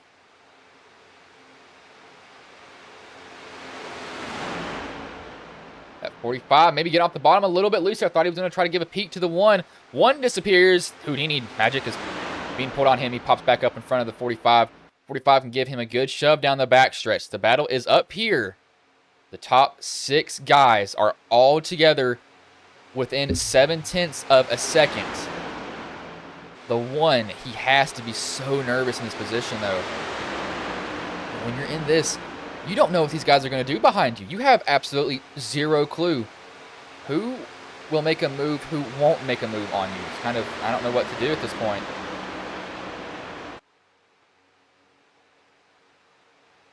Three to go now. This is intensity picking up a lot more. Drivers, I don't know. Do you make your move right now? The 45 and the 71, do they make the move on the 1, or do they decide to ride behind each other? It's who is your friend and who is not your friend is what it's going to come down to here really soon. Do you work with somebody or do you not work with somebody? Now, whoever makes that first move, we'll have to see who they drag with them. Because if you don't drag anybody, then that move has gone very, very bad for you, evidently.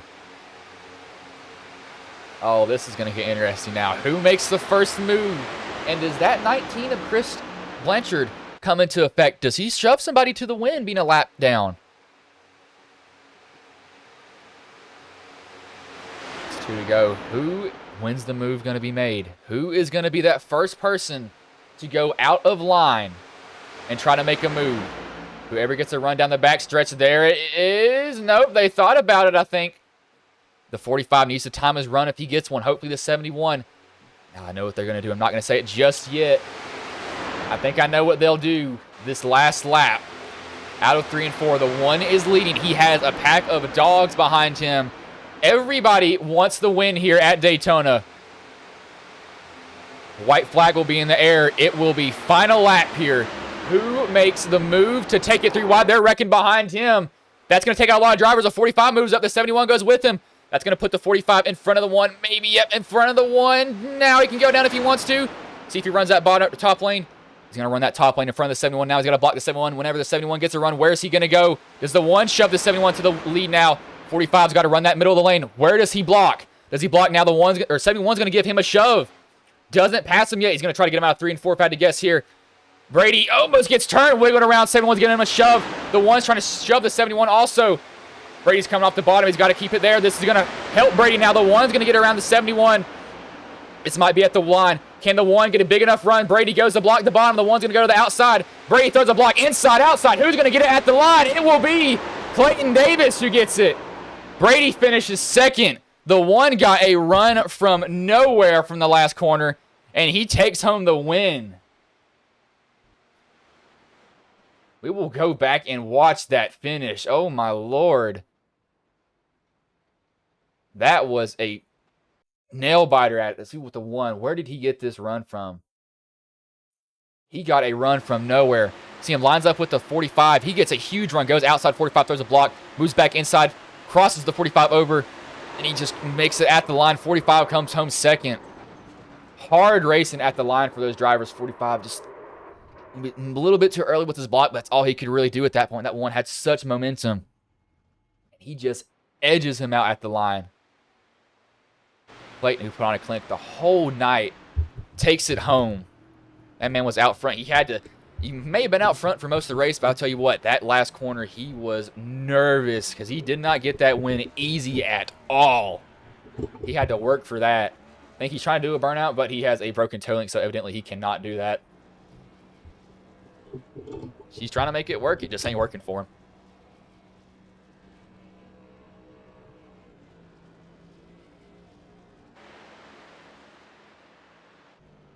I think he's trying to do a burnout, but it just ain't working. Don't blame him. He would definitely want to burn it down, but he just can't right now. As I will wait for the top three, wait for these guys to see what Clayton does. I'm not sure what he's doing just yet. I will pull up see if he does a burnout, if he's even able to do one, that is. I think he's trying to do one. Let me go in car with him. Yeah, he's trying to do one. He's just got a broken toe link, so he can't really get anywhere. He's in 4th gear going about 20 miles an hour, I think. Let's see what he actually is going. 9 miles an hour, 4th gear at 6,000 RPMs. That is how broken his car is. Trying to get back to that start-finish line.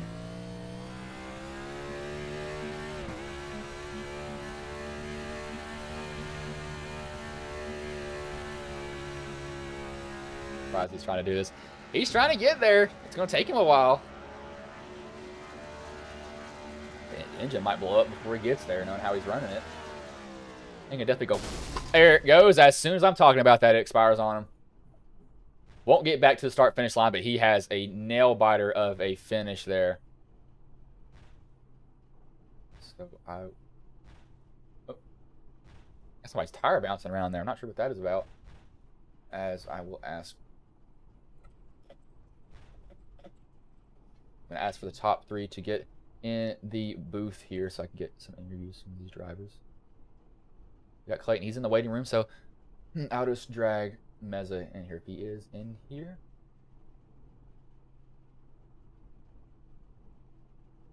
As I'll wait for these guys to get. I don't want to be dragging them. They're having to talk to their team here. I'll pull up the race results here very quickly for you. So you can see them while I'm waiting for guys to get in here. Looks like we got 1st, 2nd, and I'll just probably drag in 3rd here. I don't think they're going to get in here in time. So let me just snatch Raw.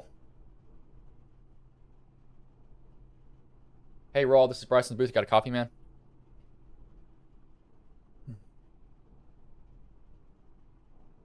As I'll give him just a little bit to respond. He might not be in the Discord just yet. I don't want to surprise him. That's not what I needed. I needed the race results. As I will skip him, wait, and see if he comes back. We will do. That is not the race results there. Let me make sure. Let me go back and look. SDK has done this multiple times to me now. I just want to see what the finishing order would be for it. Just trying to check here really quickly. I'm pretty sure the 45 got 2nd here. Yep, he got 2nd. So disregard these race results here. That's not right, and I don't know why it keeps doing this to me. I'm going to give it a refresh, see if it will maybe refresh that, because that is not correct one bit. That's annoying. As it's telling me that, yeah, so the order that you see here is not right one bit. I'll actually probably just pull up the other one, knowing how that is. Don't know why it's showing that. We will bring in the 2nd place driver of Brady LaBeouf. Hey, Brady, this is Bryson's booth. Got a copy, man? Yeah, I got you, bro. Man, so right at the line, the one just edges you out. What was your thought process coming out of 3 and 4, knowing that you had to lead and the one was going to be right in your bumper coming to it? Well, I knew the 71 Keith, me and him's been working together all night. I knew he had some damage. And we never experienced what it was like with me out front and him pushing me. And we wanted to make the move right after the tryover. That's why we kind of laid back a little bit and then got the run. I made the move on Clayton there going into turn 1. And I thought, man, we're in great shape. We're going to finish 1-2. But slowly, once Keith was trying to side draft with Clayton, he lost all his momentum. And then it was pretty much just a one-on-one fight between Clayton and I. And going into 3, I thought I would get the distance on him to where it wouldn't matter, but he just got such a run in the middle of 3 and 4, and I knew. I mean, I'm kind of a sitting duck right there, you know. It's if I go high, he's gonna at the last minute shoot low, and so I'm just glad that we raced pretty clean, and congrats to him on the win. Yeah, I mean, he had you set up, and it was just right there. He just barely edged you out, man. But before I let you go, does anybody want to thank any sponsors you want to shout out that may have been watching the stream here tonight, man? Yeah, absolutely. My wife and kids for letting me take 3 hours to do this. Ghost Racing Network. Thank you so much, Bryce, for coming on board and doing this race with us. Hope we could do some more in the near future. Mission One Esports, all my teammates back at Mission One. NASRA for putting on this race, and Triple M Pulling Trucks, and NASRA 360. All right, man. Well, I'll let you go. Just barely got beat at the line, but still second place is not bad. But good job, man. And thanks for running that paint scheme. Also, it's just cool to see that on the track there. Oh, no problem. I enjoyed it. Thank you. As that was Brady LaBeouf. I'm not pulling up the race results because they're not showing correctly. I need to ask SDK why it does that to me. We'll bring in the race winner and Clayton Davis. Hey, Clayton, this is Bryson Booth. Got a copy, man? Yes, sir. Man, so let's see. You dominated most of the race, but the race was not given to you at the end. You had to work for that, and you just edged out Brady at the line. Explain what was going through your head coming through 3 and 4, knowing that you weren't right with him at that point. You had to do something to get to him. So I was really low on fuel. So like the last 10 laps, I was just like in and out of the throttle leading, making sure that Brady wasn't going to get a run. And on that last lap coming through the tri-oval, I saw him backing up to his teammate. So, and I had already got out of the throttle trying to back up to him, and I see him wrecking to the infield. He goes around me, and I thought it was done for. But me and Brady were just talking, and I think he made the move too early. If he does it on the backstretch, we probably have a 3-wide finish because the side draft on these cars are so stout. But dude, I don't know. All I know is that I pushed I think that was his teammate behind him possibly. I pushed him into Brady, and it pushed Brady way out in front and killed the guys running second. And then when Brady jumped up to kill my run, he jumped up just a hair early, allowing me to get the draft. And I just went back and watched the replay, and I can't believe I didn't spin Brady when I made my move to the bottom. I went right across his back bumper, but I'm still shaking, man. That was so nerve-wracking. It was insane.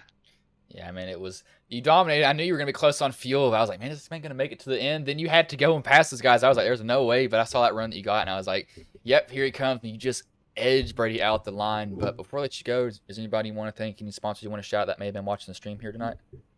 Yeah, I just want to give a shout out to my mom and dad for giving birth to an absolute legend. If it wasn't for them, I wouldn't be here, and y'all wouldn't be graced with my presence. So I'm just kidding, dude. I'm totally kidding. I just know they're watching. I had to say something dumb. I'm built different. What you just said. I'm totally kidding. Totally kidding. I guess Brady for putting this on. You for broadcasting it. It makes a lot of fun. My wife, she actually watched the race, so that was cool. And I guess anyone else that's watching, that was fun, man. I appreciate it. All right, man. Well, I'll let you go, but good win. It definitely was not handed to you. You had to make it. You had to really work for it at the end, but good job, man. I appreciate it. Thank you. As that was Clayton Davis. Pretty much said, yeah, parents, I'm built different. Thank you for birthing an absolute menace to society who wins races. We'll see if Raw is in the Discord now. Hey, Raw, this is Bryson Booth. You got a copy, man? As it looks like he is not here. So I don't believe we'll get to interview third place. He's not there, so we won't get a third place interview from Raw. I will go through the finishing order here. I will not pull up unless it has updated because this is getting annoying. Let's see if it has, because I don't know why it's not showing this correctly for you all. Yeah, that's not the correct order, evidently. I guess it gave a penalty to some people. So we will not go through that. We will go through the unofficial results. Unofficial results that's here on the left side. So first is Clayton Davis, second and Brady LaBeouf, third Raul Meza, fourth Keith Bradley, fifth Hunter Parsons, sixth James D. Morris, seventh Huck Wigington, eighth Johnny Lawrence, ninth Jameson Middle Miss, 10th Nathan Smith, 11th Chris Blanchard, 12th Derek Kilgore, 13th Scott Griffin, 14th Cody Sanderson, 15th Tyler Dittmer, 16th Joseph Riviera, 17th Jacob Clinch Hart, 18th Ron Morris Jr., 19th Jonathan Wiley. I knew how to say your name right. Wiley. 20th Zach Hartwick, 21st, Ed Osborne. 22nd, Jonathan Munda. 23rd, Shane Bliss. 24th, Cody Knott. 25th is Dane Shepard. So that was a very good race overall, I will say. That was probably the longest broadcast that I have done. Basically 3 hours. I can hear my voice expiring right now, so RIP me when I show up to class tomorrow and my professor asks, why is your voice gone? Luckily, he is a mass comm teacher, which is what I'm majoring in college, so he should understand, but it is going to be killed because of this. That was insane. That was down to the line. One just edged out the 45, just barely right there at it. Gets him at the line. He was running up front the whole night. Definitely was not handed to him, so he had to work for that. Clayton takes home the win. Brady just comes home second, just barely. Running that nice paint scheme, if I may say so myself, that says Ghost Racing Network on it. As that actually is posted on Trading Paints. If y'all want to run that, if you do iRacing, it's the Next Gen Camaro. Just type in Ghost Racing Network. I think it should pop up. But that was just a good race overall. I'm not sure if I'd be doing any more. I had to kind of do something else different tonight just to get a little bit of a different reach. But that was a very good race overall, I will say. Definitely not a lot of cautions for as long as the race was. So pretty good overall, and the finish was absolutely amazing. But if y'all are still watching, or if you're watching this back, if you don't mind throwing a subscription to Ghost Racing Network on Facebook or on YouTube, that will definitely, actually, subscription on YouTube, follow on Facebook. That'll help us grow. I'm trying to get to 200. I'm just there. I'm right there at it. I got, I think, like 3 more days to get to 200. I'm right there. I need like 8 more, I think. But y'all are definitely making it worthwhile for sure. You definitely seem to enjoy what I'm putting on over here, and I'm trying to make it the best, as I've actually got some more PC stuff coming to make these streams just a little bit better for you. Water cooling, so I'm tired of my CP or my PC crashing, or crashing iRacing at least. But great finish overall. Yeah, but I will let you all go, and I will maybe see you all in the future. I do stream every single night. If y'all do want to subscribe and see more races from me, feel free to do so, but I'll roll these ads, and I will let you all go.